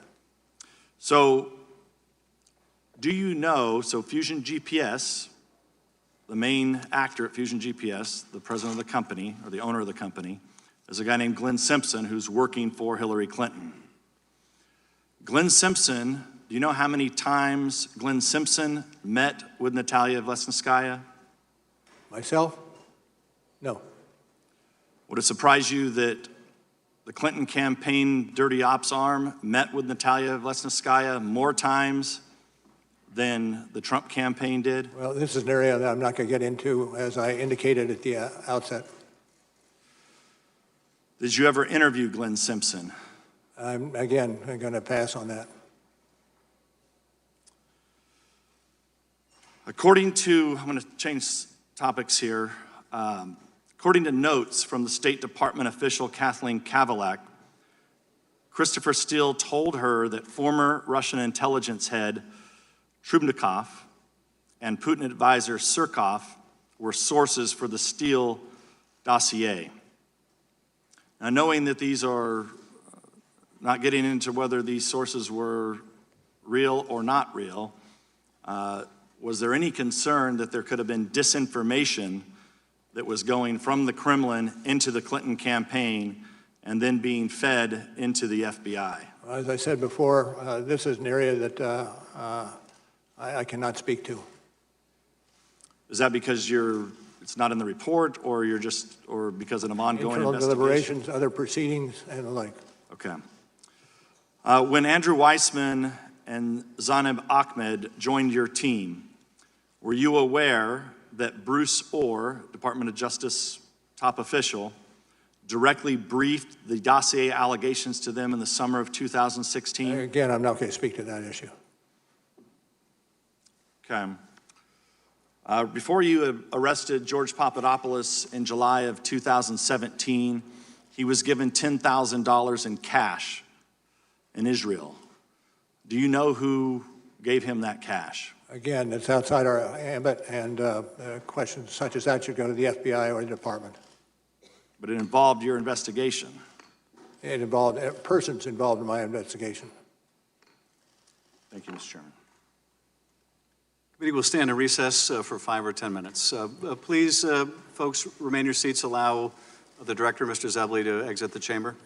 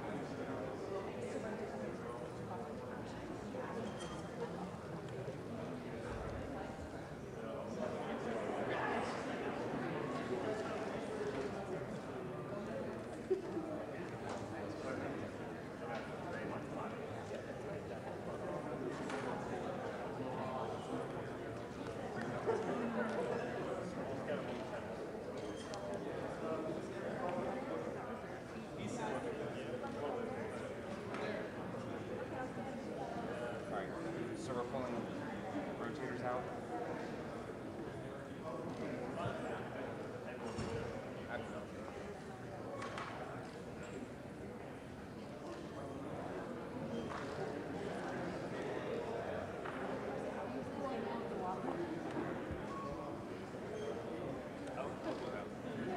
Yes, sir. Yeah. After he comes back, when he comes back, then you're good to do now. But when he comes back,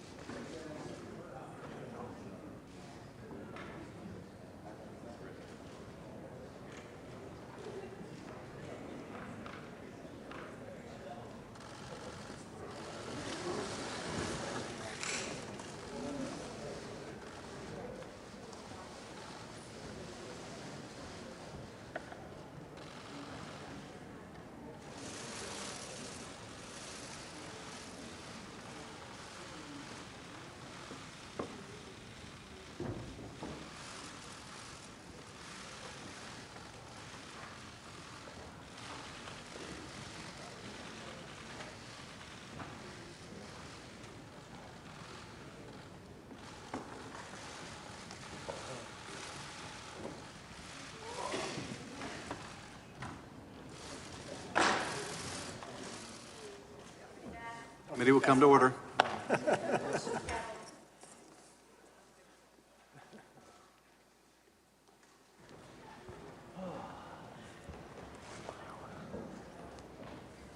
Thank you, sir. Thank you, Director. Mr. Swalwell, you are recognized. Thank you.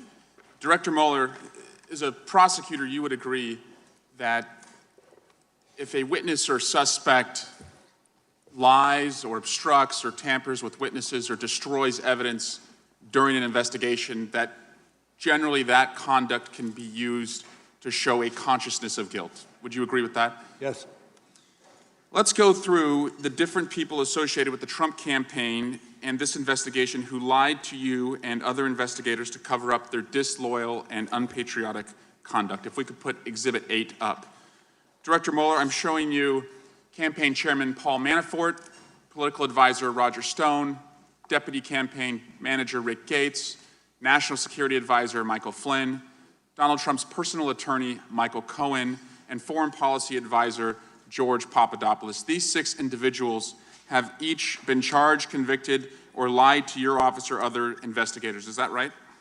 Yes, although I look askance at Mr. Stone because he is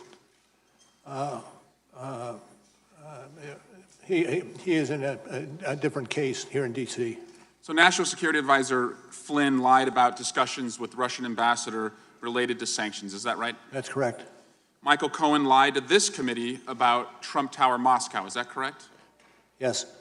George Papadopoulos, the president's senior foreign policy advisor, lied to the FBI about his communications about Russia's possession of dirt on Hillary Clinton. Is that right? Correct. Yes. The president's campaign chairman, Paul Manafort, lied about meetings that he had with someone with ties to Russian intelligence. Is that correct? That's true. And your investigation was hampered by Trump campaign officials' use of encryption communications. Is that right? We believe that to be the case.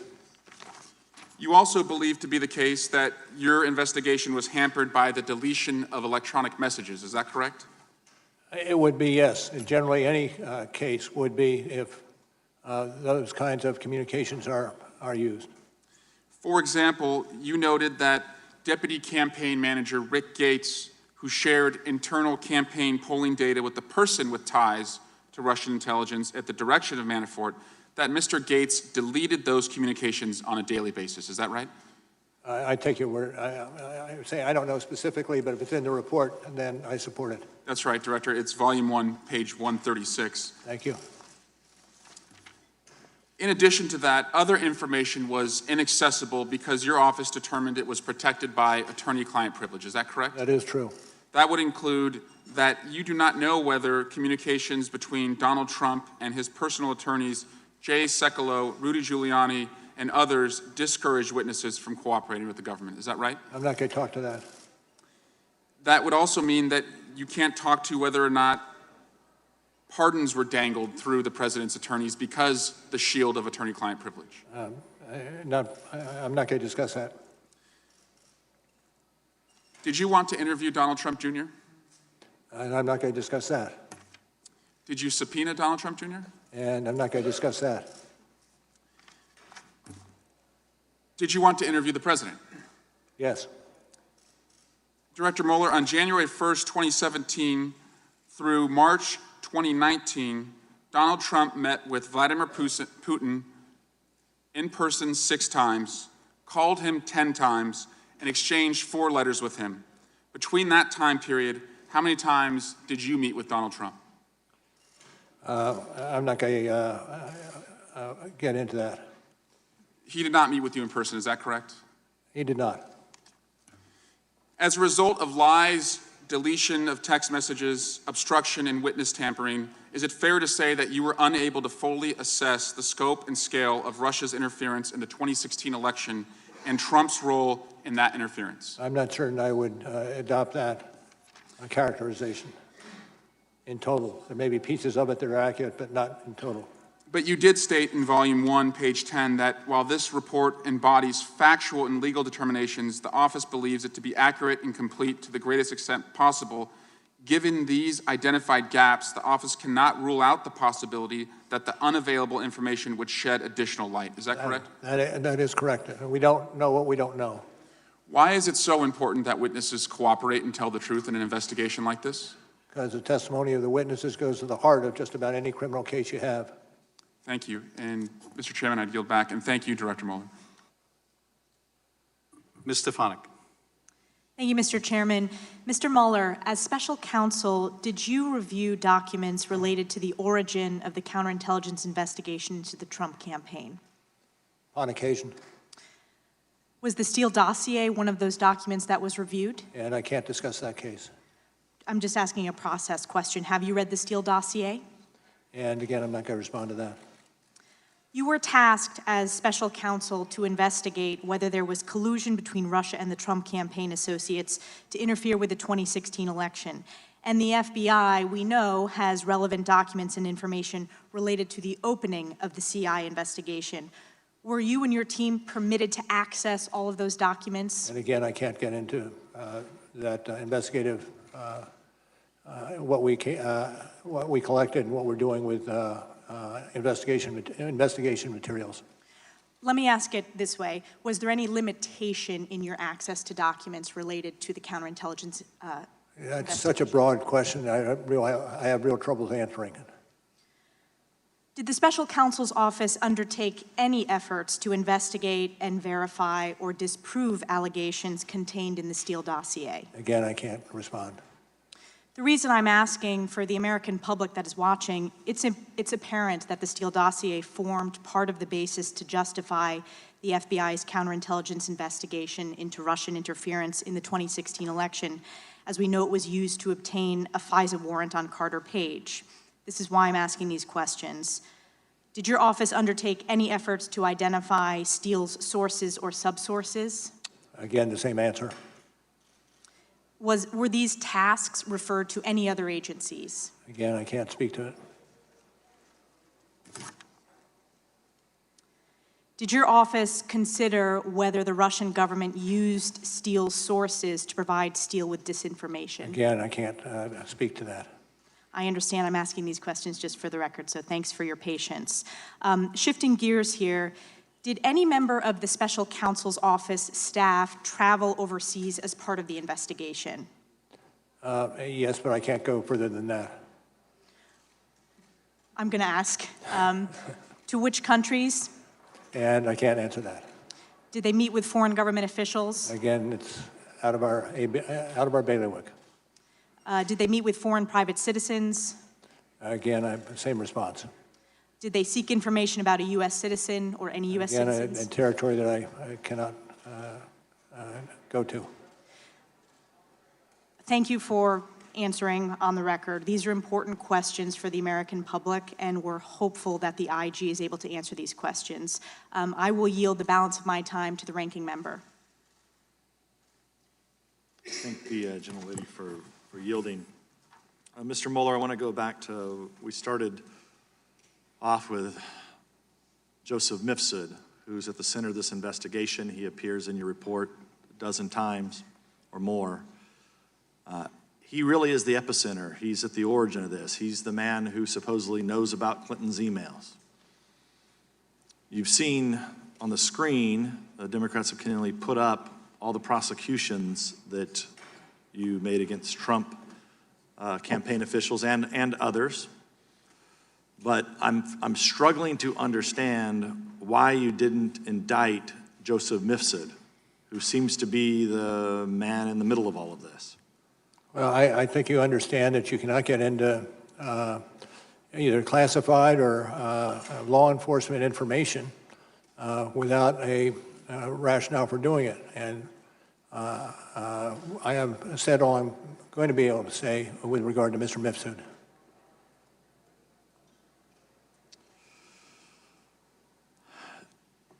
Were you aware of Kathleen Kavalek's involvement, that she had met with Ms. Steele, the State Department official? Again, I can't respond to that question. It's outside my jurisdiction. Okay. The Carter Page FISA warrant was re-upped 3 times. The last time it was re-upped was under your watch. So were you in the approval process of that last time that the Carter Page warrant was Well, I can't speak specifically about that warrant, but if you ask, was I in the approval chain, the answer is no. Okay, that's very helpful. Thank you, Mr. Chairman. Yield back. Mr. Castro. Thank you, Chairman. Thank you, Special Counsel Mueller, for your testimony and for your service to our country. Donald Trump over the years has surrounded himself with some very shady people, people that lied for him, people that covered up for him, people that helped him enrich himself. I want to talk specifically about one of those instances that's in your report. Specifically, let's turn to the Trump Tower Moscow project, which you described in your report as, quote, as a, quote, highly lucrative deal for the Trump organization. Is that right? I would have to look at the quote from the Sure. report if you have it. Sure, it's on volume 2, page 135. It's described as highly lucrative.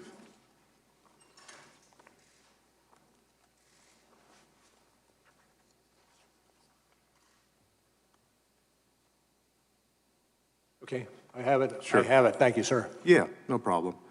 Your office prosecuted Michael Cohen, and Michael Cohen was Donald Trump's lawyer, for lying to this committee about several aspects of the Trump organization's pursuit of the Trump Tower Moscow deal. Is that right? That's correct. According to your report, Cohen lied to, quote, minimize links between the project and Trump, unquote, and to, quote, stick to the party line, unquote, in order not to contradict Trump's public message that no connection existed between Trump and Russia. Is that right? Yes, that's correct. Now, when you're talking about the party line here, the party line in this case... If I can interject, the one thing I should have said at the outset, if it was in the report, and consequently, I do believe it to be true. Thank you. The party line in this case was that the deal ended in January 2016. In other words, they were saying that the deal ended in January 2016 before the Republican primaries. In truth, though, the deal extended to June 2016, when Donald Trump was already the presumptive Republican nominee. Is that correct? That's correct. The party line was also that Cohen discussed the deal with Trump only 3 times, when in truth, they discussed it multiple times. Is that right? Also true, and part of the basis for the plea that he entered for a lying to this entity. Thank you. And thank you for prosecuting that. The party line was also that Cohen and Trump never discussed traveling to Russia during the campaign, when in truth, they did discuss it. Is that right? That's accurate. And the party line was that Cohen never received a response from the Kremlin to his inquiries about the Trump Tower Moscow deal. In fact, Cohen not only received a response from the Kremlin to his email, but also had a lengthy conversation with a Kremlin representative who had a detailed understanding of the project. Is that right? If it's in the report, that is accurate. Recitation of that piece of the report. So you have the candidate Trump at the time saying he had no business dealings with Russia, his lawyer who was lying about it, and then the Kremlin who during that time was talking to President Trump's lawyer about the deal. Is that right? I can't adopt your characterization. Not only was Cohen lying on Trump's behalf, but so was the Kremlin. On August 30th, 2017, 2 days after Cohen submitted his false statement to this committee, claiming that he never received a response to his email to the Kremlin, Vladimir Putin's press secretary told reporters that the Kremlin left the email unanswered. That statement by Putin's press secretary was false, wasn't it? I can't speak to that. Although it was widely reported in the press. Again, I can't speak to that, particularly if it was dependent upon media sources. But it was consistent with the lie that Cohen had made to the committee. Is that right? I'm not certain I could go that far. So Cohen, President Trump, and the Kremlin were all telling the same lie. I defer to you on that. I can't get into the details. Special Counsel Mueller, I want to ask you something that's very important to the nation. Did your investigation evaluate whether President Trump could be vulnerable to blackmail by the Russians because the Kremlin knew that Trump and his associates lied about connections to Russia related to the Trump Tower deal? I can't speak to that. I yield back, Chairman. Mr. Hurt. Thank you, Mr. Chairman. Director Mueller, you've been asked many times this afternoon about collusion, obstruction of justice, and impeachment and the Steele dossier, and I don't think your answers are going to change if I ask you about those questions. So I'm going to ask about a couple of press stories, because a lot of what the American people have received about this have been on press stories, and some of that has been wrong, and some of those press stories have been accurate. On April 13th, 2018, McClatchy reported that you had evidence Michael Cohen made a secret trip to Prague during the 2016 presidential election. I think he told one of the committees here in Congress that was incorrect. Is that story true? I can't, I can't go into it. Got you. On October 31st, 2016, Slate published a report suggesting that a server at Trump Tower was secretly communicating with Russia's Alpha Bank, and I quote, akin to what criminal syndicates do. Do you know if that story is true? Do not. Do not. You do not? Know whether it's true. So did you not investigate these allegations which are suggestive of potential Trump-Russia? Because I believe it's not true doesn't mean it would not be investigated. It may well have been investigated, although at my belief at this point it's not true. Good copy. Thank you. As a former CIA officer, I want to focus on something I think both sides of the political aisle can agree on. That is, how do we prevent Russian intelligence and other adversaries from doing this again? And after overseeing counterintelligence operations for 12 years as FBI director, and then investigating what the Russians have done in the 2016 election, you've seen tactics, techniques, and results of Russian intelligence operations. Our committee made a recommendation that the FBI should improve its victim notification process when a person, entity, or campaign has fallen victim to active measures of attack. Would you agree with this? It sounds like a worthwhile endeavor. I will tell you, though, that the ability of our intelligence agencies to work together in this arena is perhaps more important than that. And adopting whatever, and I'm not that familiar with legislation, but whatever legislation will encourage us working together. By us, I mean the FBI, CIA, NSA, and the rest. It should be pursued aggressively, early. Who do you think should be responsible within the federal government to counter disinformation? I'm no longer in the federal government, so But you've had a long career, storied career, and I don't think there's anybody who better understands the threat that we are facing than you. Do you have an opinion as a former FBI officer? As to? As to who should be the coordinating points within the federal government on how to deal with disinformation? I don't want to wade in those waters. A good copy. One of the most striking things in your report is that the Internet Research Agency not only undertook a social media campaign in the U.S., but they were able to organize political rallies after the election. Our committee issued a report and insight on saying that Russian active measures are growing with frequency and intensity, and including their expanded use of groups such as the IRA, and these groups pose a significant threat to the United States and our allies in upcoming elections. Would you agree with that? Yes. In fact, one of the other areas that we have to look at are many more companies, or not companies, many more countries are developing capability to replicate what the Russians had done. You alluded to making sure all the elements of the federal government should be working together. Do you have a suggestion on a strategy to do that to counter this disinformation? Not overarching. Is this, in your investigation, did you think that this was a single attempt by the Russians to get involved in our election, or did you find evidence to suggest they'll try to do this again? No, it wasn't a single attempt. They're doing it as we sit here. And they expect to do it during the next campaign. Director Mueller, I appreciate your time and indulging us here in multiple committees, and I yield back to the ranking member if he has. I yield back to the chairman. Mr. Heck. Director Mueller, I'd like to go to the motives behind the Trump campaign encouragement and acceptance of help during the election. Obviously, a clear motivation was to help them in what would turn out to be a very close election, but there was another key motivation, and that was, frankly, the desire to make money. I always try to remember what my dad, who never had the opportunity to go beyond the 8th grade, taught me, which is that I should never, ever underestimate the capacity of some people to cut corners and even more in order to worship and chase the almighty buck.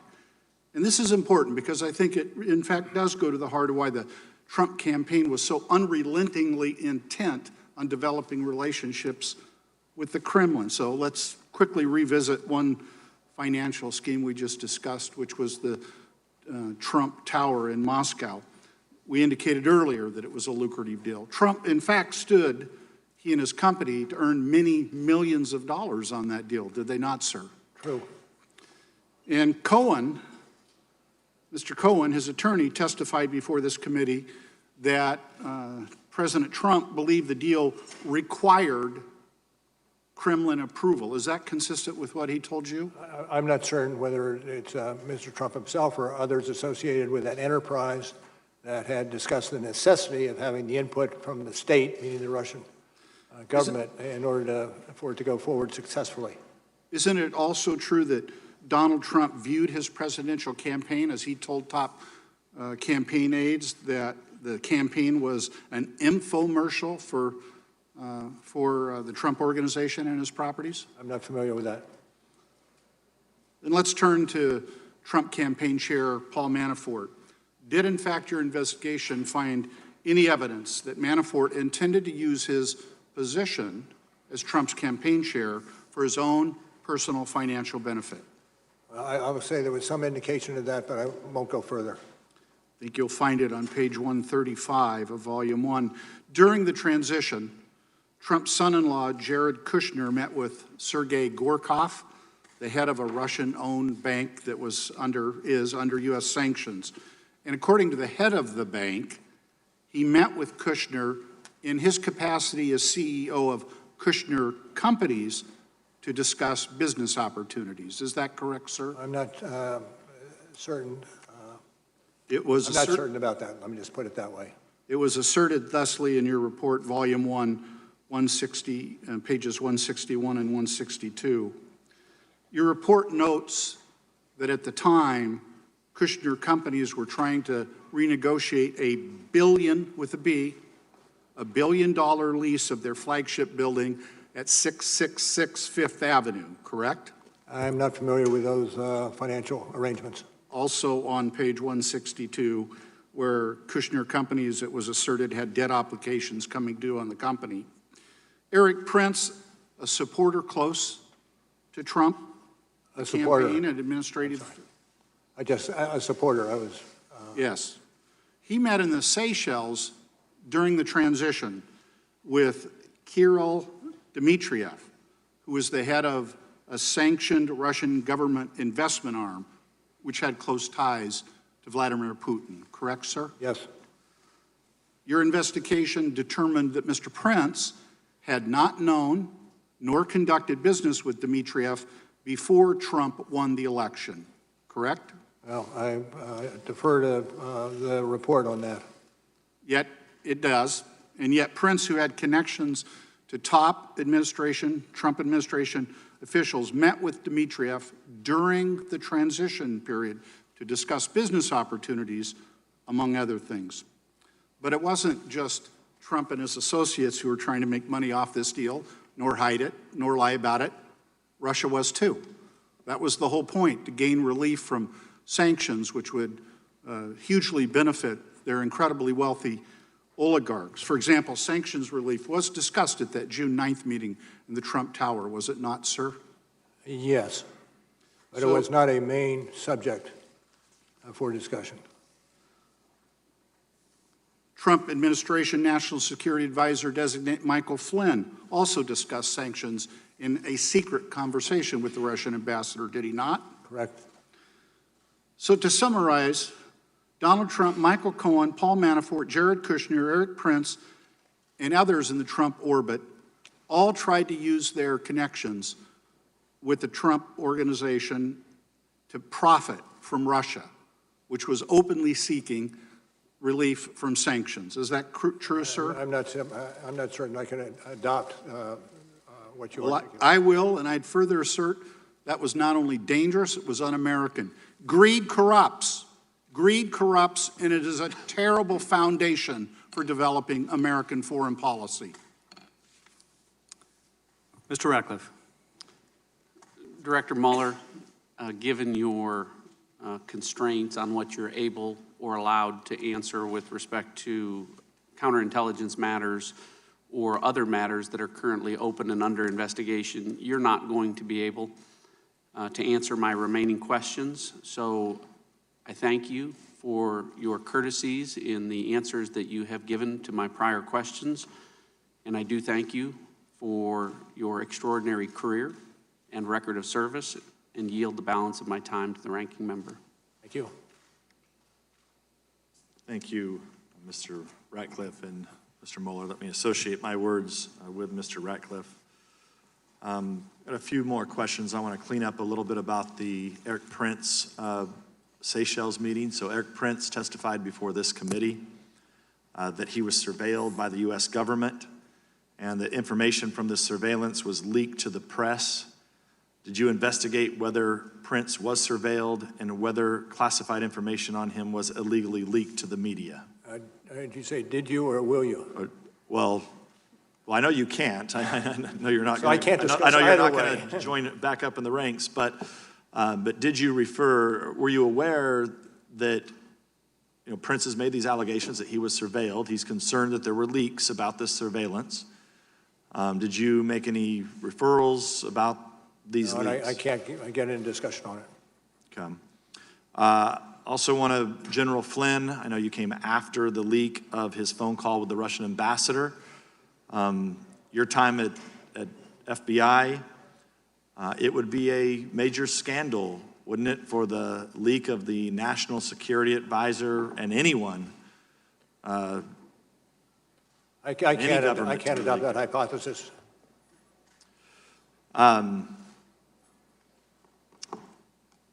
Did your report name any people who were acting as U.S. government informants or sources without disclosing that fact? I can't answer that. Okay. On volume 1, page 133 of your report, you state that Konstantin Kilimnik has ties to Russian intelligence. His name came up quite often today, but your report omits to mention that Kilimnik has long-term relationships with U.S. government officials, including our own State Department. I can't get into that. I know it's not in the report, but if Kilimnik is being used in the report to say that he was possibly some type of Russian agent, and I think it is important for this committee to know if Kilimnik has ties to our own State Department, which it appears that he does. Again, it's the same territory that I'm loath to get into. You were asked this earlier about Trump attorney John Dowd, that pieces of his phone call were omitted from the report. It was what Mr. Dowd calls exculpatory evidence. Are you concerned about? I'm not certain I would agree with that characterization. Okay. I think I said that before. Yes. An American citizen from the Republic of Georgia, who your report misidentifies as a Russian, claims that your report omitted parts of a text message he had with Michael Cohen about stopping the flow of compromising tapes of Donald Trump. In the omitted portions, he says he did not know what the tapes actually showed. Was that portion of the exchange left out of the report for a reason? No, we got an awful lot into the report, but we did not get every intersection or conversation and the like. So I am not familiar with that particular episode you're talking about. Thank you, Mr. Mueller, and thank you, Mr. Chairman. Mr. Welch. Director Mueller, did you find there was no collusion between the Trump campaign and Russia? Well, we don't use the word collusion. The word we usually use is well, not collusion, but one of the other terms that that fills in when collusion is not used. In any event, we decided not to use the word collusion inasmuch as it has no relevance to the criminal law arena. The term is conspiracy that you prefer to use? That's a conspiracy, exactly right. You help me, I'll help you. Thank you. There's an agreement. Thank you. And in fact, you had to then make a charging decision after your investigation where unless there was enough evidence to prove beyond a reasonable doubt, you wouldn't make a charge, correct? Generally, that's the case. But making that decision does not mean your investigation failed to turn up evidence of conspiracy. Absolutely correct. And in fact, I'll go through some of the significant findings that your exhaustive investigation made. You found, as I understand it, that from May 2016 until the end of the campaign, campaign chairman, Mr. Manafort, gave private polling information to Russian agents, correct? Correct. Could you speak in the microphone? Yep, I will. My apologies. Thank you. And your investigation found that in June 2016, Donald Trump Jr. made an arrangement to meet at Trump Tower along with Jared Kushner and others, expecting to receive dirt on the Hillary Clinton campaign, correct? Correct. And you found in your investigation that on July 27th, candidate Trump called on Russia to hack Hillary Clinton's email, something that for the first time they did about 5 hours later, correct? That's correct. And you also found that on August 2nd, Mr. Manafort met with a person tied to Russian intelligence, Mr. Kalimnik, and gave him internal campaign strategy, aware that Russia was intending to do a misinformation social media campaign, correct? I'm not certain of the tie there. But the fact of that meeting, you agree with? The fact of the meeting took place is accurate. In your investigation, as I understand it, also found that in the late summer of 2016, the Trump campaign, in fact, devised its strategy and messaging around WikiLeaks releases of materials that were stolen from the Democratic National Committee, correct? Is that from the report? Yes. It's according to Mr. Gates. Yes. Yes, thank you. And you also talked earlier about the finding in your investigation that in September and October of 2016, Donald Trump Jr. had email communications with WikiLeaks, now indicted, about releasing information damaging to the Clinton campaign, correct? True. So, True. All right. So I understand you made a decision, prosecutorial decision, that this would not rise to proof beyond a reasonable doubt. But I ask if you share my concern. And my concern is, have we established a new normal from this past campaign that is going to apply to future campaigns so that if any one of us running for the U.S. House, any candidate for the U.S. Senate, any candidate for the presidency of the United States, aware that if a hostile foreign power is trying to influence an election, has no duty to report that to the FBI or other authorities? Well, I hope. Go ahead. I hope this is not the new normal, but I fear it is. And would, in fact, have the ability, without fear of legal repercussion, to meet with agents of that foreign entity hostile to the American election? I'm sorry, what is the question? Is that an apprehension that you share with me? Yes. And that there would be no repercussions whatsoever to Russia if they did this again. And as you stated earlier, as we sit here, they're doing it now. Is that correct? You're absolutely right.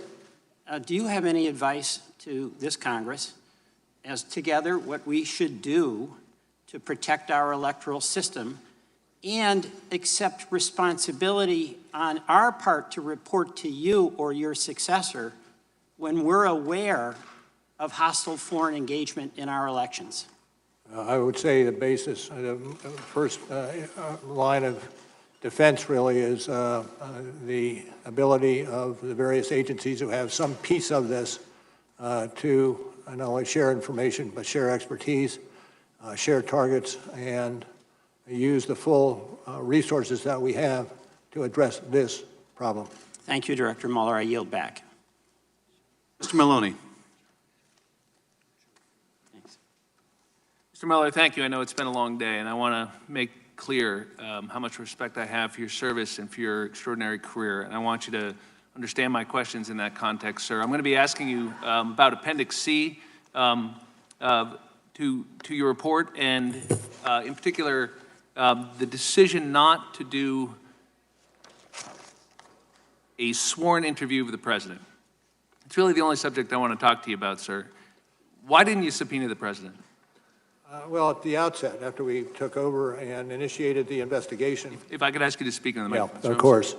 At the outset, after we took over the investigation and began it and pursued it, quite obviously one of the things we anticipated wanting to accomplish, that is having the interview of the president. We negotiated with him for a little over a year, and I think what you adverted to in the appendix lays out our expectations as a result of those negotiations. But finally, when we were almost towards the end of our investigation and we'd had little success in pushing to get the interview of the president, we decided that we did not want to exercise the subpoena powers because of the necessity of expediting the end of the investigation. Was that, excuse me, did you want I was going to say, the expectation was if we did subpoena the president, he would fight the subpoena and we would be in the midst of the investigation for a substantial period of time. Right, but as we sit here, you've never had an opportunity to ask the president in-person questions under oath, and so obviously that must have been a difficult decision. And you're right, Appendix C lays that out, and indeed, I believe you described the in-person interview as vital. That's your word. And of course, you make clear you had the authority and the legal justification to do it. As you point out, you waited a year. You put up with a lot of negotiations. You made numerous accommodations, which you lay out so that he could prepare and not be surprised. I take it you were trying to be fair to the president. And by the way, you were going to limit the questions when you got to written questions to Russia only. And in fact, you did go with written questions after about 9 months, sir, right? And the president responded to those, and you have some hard language for what you thought of those responses. What did you think of the president's written responses, Mr. Mueller? Certainly not as useful as the interview would be. In fact, you pointed out, and by my count, there were more than 30 times when the president said he didn't recall, he didn't remember, no independent recollection, no current recollection, and I take it by your answer that it wasn't as helpful. That's why you used words like incomplete, imprecise, inadequate, insufficient. Is that a fair summary of what you thought of those written answers? That is a fair summary. And I presume that comes from the report. And yet, sir, and I ask this respectfully, by the way, the president didn't ever claim the Fifth Amendment, did he? I'm not going to talk to that. Well, from what I can tell, sir, at one point it was vital, and then at another point it wasn't vital. And my question to you is, why did it stop being vital? And I can only think of 3 explanations. One is that somebody told you couldn't do it, but nobody told you couldn't subpoena the president. Is that right? No, we understood we could subpoena the president. Rosenstein didn't tell you, Whitaker didn't tell you, Barr didn't tell you couldn't. We could serve a subpoena. So the only other explanation, well, there's 2 others, I guess. One, that you just flinched, that you had the opportunity to do it and you didn't do it. But sir, you don't strike me as the kind of guy who flinches. I would hope not. Well, then the third explanation, I hope not too, sir. And the third explanation I can think of is that you didn't think you needed it. And in fact, what caught my eye was page 13 on volume 2, where you said, in fact, you had a substantial body of evidence. And you cite a bunch of cases there, don't you, about how you often have to prove intent to obstruct justice without an in-person interview. That's the kind of nature of it.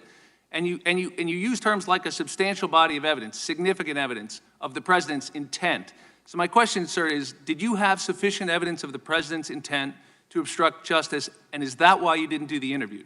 There's a balance. In other words, how much evidence you have to satisfy that last element against how much time are you willing to spend in the courts litigating the interview with the president. And in this case, you felt that you had enough evidence of the president's intent. We had to make a balanced decision in terms of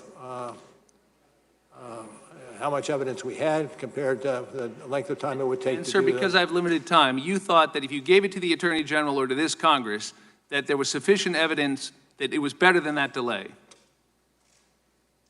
Can you state that again? Well, that it was better than the delay to present the sufficient evidence, your term, of the president's intent to obstruct justice to the Attorney General and to this committee. Isn't that why you didn't do the interview? No, the reason we didn't do the interview is because of the length of time that it would take to resolve the issues attendant to that. Thank you, sir. Ms. Demings. Thank you so much, Mr. Chairman, and Director Mueller, thank you so much for being a person of honor and integrity. Thank you for your service to the nation. We are certainly better for it. Director Mueller, I too want to focus on the written responses that the President did provide and the continued efforts to lie and cover up what happened during the 2016 election. Were the President's answers submitted under oath?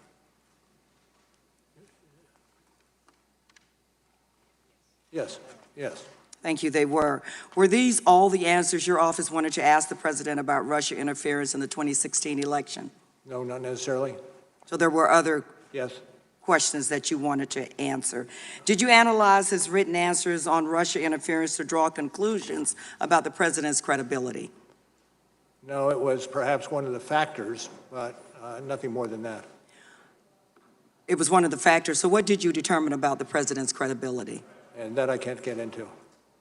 Director Mueller, I know based on your decades of experience, you probably had an opportunity to analyze the credibility of countless witnesses, but you weren't able to do so with this witness. Well, with every witness, particularly a leading witness, one assesses the credibility day by day, witness by witness, document by document. And that's what happened in this case. So we started with very little, and by the end, we ended up with a fair amount. Yeah, fair amount. Thank you. Well, let's go through some of the answers to take a closer look at his credibility, because it seems to me, Director Mueller, that his answers were not credible at all. Do some of President Trump's incomplete answers relate to Trump Tower Moscow? Yes. For example, did you ask the President whether he had at any time directed or suggested that discussions about Trump Moscow project should cease? Should what? Cease. Do you have a citation? Yes, we're still in Appendix C, Section 1-7. The first page? Uh-huh. Says the President did not answer whether he had at any time directed or suggested that discussions about the Trump Moscow project should cease, but he has since made public comments about this topic. Okay. And the question was? Did the President, let me go on to the next question. Did the President fully answer that question in his written statement to you about the Trump Moscow project ceasing? Again, in Appendix C. And can you direct me to the particular paragraph you're adverting to? It would be Appendix C-C1, but let me move forward. 9 days after he submitted his written answers, didn't the President say publicly that he, quote, decided not to do the project, unquote? And that is in your report. I'd ask you if you would to point out the particular paragraph that you're focused on. We can move on. Did the President answer your follow-up questions? According to the report, there were follow-up questions because of the President's incomplete answers about the Moscow project. Did the President answer your follow-up questions either in writing or orally? And we're now in Volume 2, page 150 through 151. No. He did not. In fact, there were many questions that you asked the President that he simply didn't answer. Isn't that correct? True. And there were many answers that contradicted other evidence you had gathered during the investigation. Isn't that correct, yes. Director Mueller? Director Mueller, for example, the President in his written answer stated he did not recall having advanced knowledge of WikiLeaks releases. Is that correct? I think that's what he said. But didn't your investigation uncover evidence that the President did, in fact, have advanced knowledge of WikiLeaks public releases of emails damaging to his opponent? And I can't get into that area. Did your investigation determine, after very careful vetting of Rick Gates and Michael Cohen's, that you found them to be credible? That we found the president to be credible? That you found Gates and Cohen to be credible in their statements about WikiLeaks? Those areas I'm not going to discuss. Okay. Could you say, Director Mueller, that the president was credible? I can't answer that question. Director Mueller, isn't it fair to say that the president's written answers were not only inadequate and incomplete because he didn't answer many of your questions, but where he did, his answers showed that he wasn't always being truthful? I would say, generally. Generally. Director Mueller, it's one thing for the president to lie to the American people about your investigation, falsely claiming that you found no collusion and no obstruction, but it's something else altogether for him to get away with not answering your questions and lying about them. And as a former law enforcement officer of almost 30 years, I find that a disgrace to our criminal justice system. Thank you so much. I yield back to the chairman. Mr. Krishnamurthy. Director Mueller, thank you for your devoted service to your country. Earlier today, you described your report as detailing a criminal investigation, correct? Yes. Yes. Director, since it was outside the purview of your investigation, your report did not reach counterintelligence conclusions regarding the subject matter of your report. That's true. For instance, since it was outside your purview, your report did not reach counterintelligence conclusions regarding any Trump administration officials who might potentially be vulnerable to compromise or blackmail by Russia, correct? Those decisions probably were made in the FBI. But not in your report, correct? Not in our report. We advert to the counterintelligence goals of our investigation, which were secondary to any criminal wrongdoing that we could find. Let's talk about one administration official in particular, namely President Donald Trump. Other than Trump Tower Moscow, your report does not address or detail the president's financial ties or dealings with Russia, correct? Correct. Similarly, since it was outside your purview, your report does not address the question of whether Russian oligarchs engaged in money laundering through any of the president's businesses, correct? Correct. And of course, your office did not obtain the president's tax returns, which could otherwise show foreign financial sources, correct? Not to speak to that. I'm not going to speak to that. In July 2017, the president said his personal finances were off limits or outside the purview of your investigation, and he drew a quote-unquote red line around his personal finances. Were the president's personal finances outside the purview of your investigation? I'm not going to get into that. Were you instructed by anyone not to investigate the president's personal finances? No. Mr. Mueller, I'd like to turn your attention to counterintelligence risks associated with lying. Individuals can be subject to blackmail if they lie about their interactions with foreign countries, correct? True. For example, you successfully charged former National Security Advisor Michael Flynn of lying to federal agents about his conversations with Russian officials, correct? Correct. Since it was outside the purview of your investigation, your report did not address how Flynn's false statements could pose a national security risk because the Russians knew the falsity of those statements, right? I cannot get into that mainly because there are many elements of the FBI that are looking at different aspects of that issue. Currently? Currently. Thank you. As you noted in Volume 2 of your report, Donald Trump repeated 5 times in one press conference, Mr. Mueller, in 2016, quote, "I have nothing to do with Russia." Of course, Michael Cohen said Donald Trump was not being truthful because at this time, Trump was attempting to build Trump Tower Moscow. Your report does not address whether Donald Trump was compromised in any way because of any potential false statements that he made about Trump Tower Moscow, correct? I think that's right. think that's right. Director Mueller, I want to turn your attention to a couple other issues. You've served as FBI director during 3 presidential elections, correct? Yes. And during those 3 presidential elections, you have never initiated an investigation at the FBI looking into whether a foreign government interfered in our elections the same way you did in this particular instance, correct? I would say I personally know, but the FBI quite obviously has how do you defense an attack such as the Russians undertook in 2016? Now, Director Mueller, is there any information you'd like to share with this committee that you have not so far today? Well, that's a broad question. And it'd take me a while to get an answer to it, but I'll say no.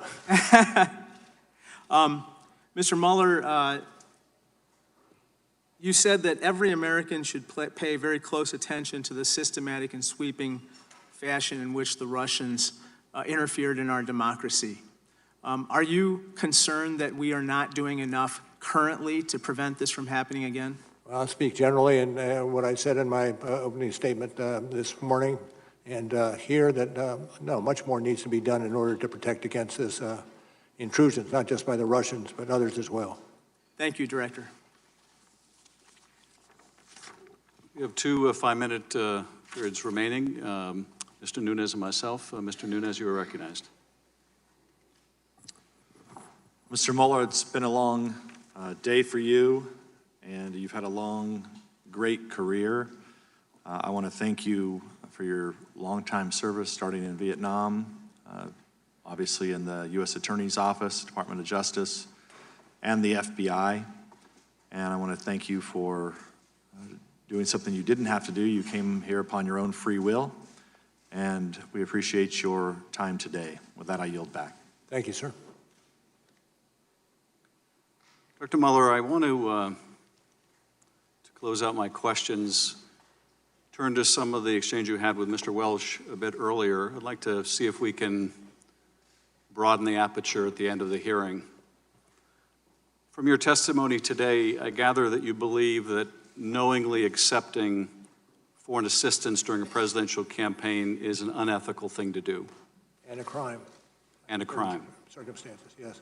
And to the degree... And a crime given certain circumstances. And to the degree that it undermines our democracy and our institutions, we can agree that it's also unpatriotic. True. And wrong. True. The standard of behavior for a presidential candidate, or any candidate for that matter, shouldn't be merely whether something is criminal. There should be held to a higher standard. You would agree? Yeah, I will not get into that because it goes to the standards to be applied by other institutions besides ours. Well, I'm just referring to ethical standards. We should hold our elected officials to a standard higher than mere avoidance of criminality, shouldn't we? Absolutely. You have served this country for decades. You've taken an oath to defend the Constitution. You hold yourself to a standard of doing what's right. I would hope. You have. I think we can all see that. And befitting the times, I'm sure your reward will be unending criticism. But we are grateful. The need to act in an ethical manner is not just a moral one, but when people act unethically, it also exposes them to compromise, particularly in dealing with foreign powers. Is that true? True. Because when someone acts unethically in connection with a foreign partner, that foreign partner can later expose their wrongdoing and extort them. True. And that conduct, that unethical conduct, can be of a financial nature if you have a financial motive or an illicit business dealing. Am I right? Yes. But it can also just involve deception. If you are lying about something that can be exposed, then you can be blackmailed. Also true. In the case of Michael Flynn, he was secretly doing business with Turkey, correct? Yes. And that could open him up to compromise that financial relationship. I presume. He also lied about his discussions with the Russian ambassador. And since the Russians were on the other side of the conversation, they could have exposed that, could they not? Yes. If a presidential candidate was doing business in Russia and saying he wasn't, Russians could expose that too, could they not? I leave that to you. Well, let's look at Dmitry Peskov, the spokesperson for the Kremlin, someone that the Trump organization was in contact with to make that deal happen. Your report indicates that Michael Cohen had a long conversation on the phone with someone from Dmitry Peskov's office. Presumably the Russians could record that conversation, could they not? Yes. And so if candidate Trump was saying, I have no dealings with the Russians, but the Russians had a tape recording, they could expose that, could they not? Yes. That's the stuff of counterintelligence nightmares, is it not? Well, it has to do with counterintelligence and the need for a strong counterintelligence entity. It does indeed. And when this was revealed that there were these communications, notwithstanding the president's denials, the president was confronted about this, and he said two things. First of all, that's not a crime. But I think you and I have already agreed that that shouldn't be the standard, right, Mr. Mueller? True. And the second thing he said was, why should I miss out on all those opportunities? I mean, why indeed? Merely running a presidential campaign, why should you miss out on making all that money? Was the import of his statement.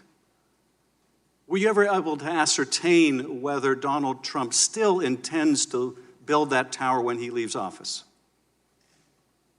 Is that a question, sir? Yes, were you able to ascertain, because he wouldn't answer your questions completely, whether or if he ever ended that desire to build that tower? I'm not going to speculate on that. If the president was concerned that if he lost his election, he didn't want to miss out on that money, might he have the same concern about losing his re-election and missing out on that money? Speculation. The difficulty with this, of course, is we are all left to wonder whether the president is representing us or his financial interests. That concludes my questions. Mr. Nunes, do you have any concluding remarks? Director Mueller, let me close by returning to where I began. Thank you for your service, and thank you for leading this investigation. The facts you set out in your report and have elucidated here today tell a disturbing tale of a massive Russian intervention in our election, of a campaign so eager to win, so driven by greed that it was willing to accept the help of a hostile foreign power in a presidential election decided by a handful of votes in a few key states. Your work tells of a campaign so determined to conceal their corrupt use of foreign help that they risk going to jail by lying to you, to the FBI, and to Congress about it, and indeed, some have gone to jail over such lies. And your work speaks of a president who committed countless acts of obstruction of justice that, in my opinion, and that of many other prosecutors, had it been anyone else in the country, they would have been indicted. Notwithstanding the many things you have addressed today and in your report, there were some questions you could not answer given the constraints you're operating under. You would not tell us whether you would have indicted the president but for the OLC opinion that you could not. And so the Justice Department will have to make that decision when the president leaves office, both as to the crime of obstruction of justice and as to the campaign finance fraud scheme that individual one directed and coordinated and for which Michael Cohen went to jail. You would not tell us whether the president should be impeached, nor did we ask you, since it is our responsibility to determine the proper remedy for the conduct outlined in your report. Whether we decide to impeach the president in the House or we do not, we must take any action necessary to protect the country while he is in office. You would not tell us the results or whether other bodies looked into Russian compromise in the form of money laundering, so we must do so. You would not tell us whether the counterintelligence investigation revealed whether people still serving within the administration pose a risk of compromise and should never have been given a security clearance, so we must find out. We did not bother to ask whether financial inducements from any Gulf nations were influencing U.S. policy, since it is outside the four corners of your report, and so we must find out. But one thing is clear.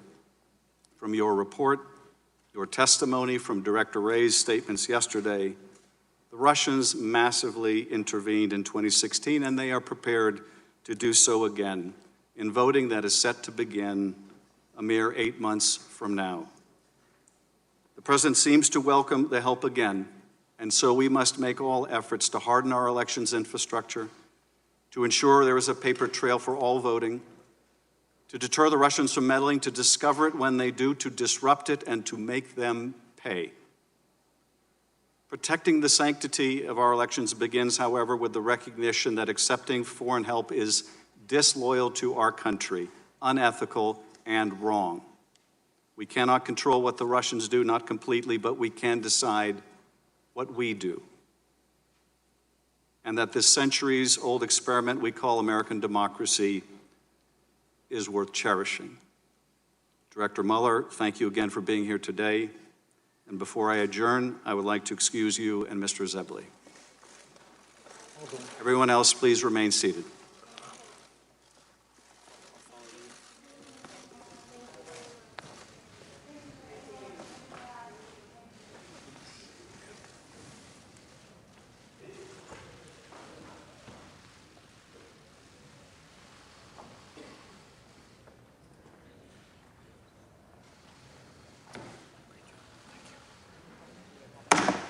This hearing is adjourned.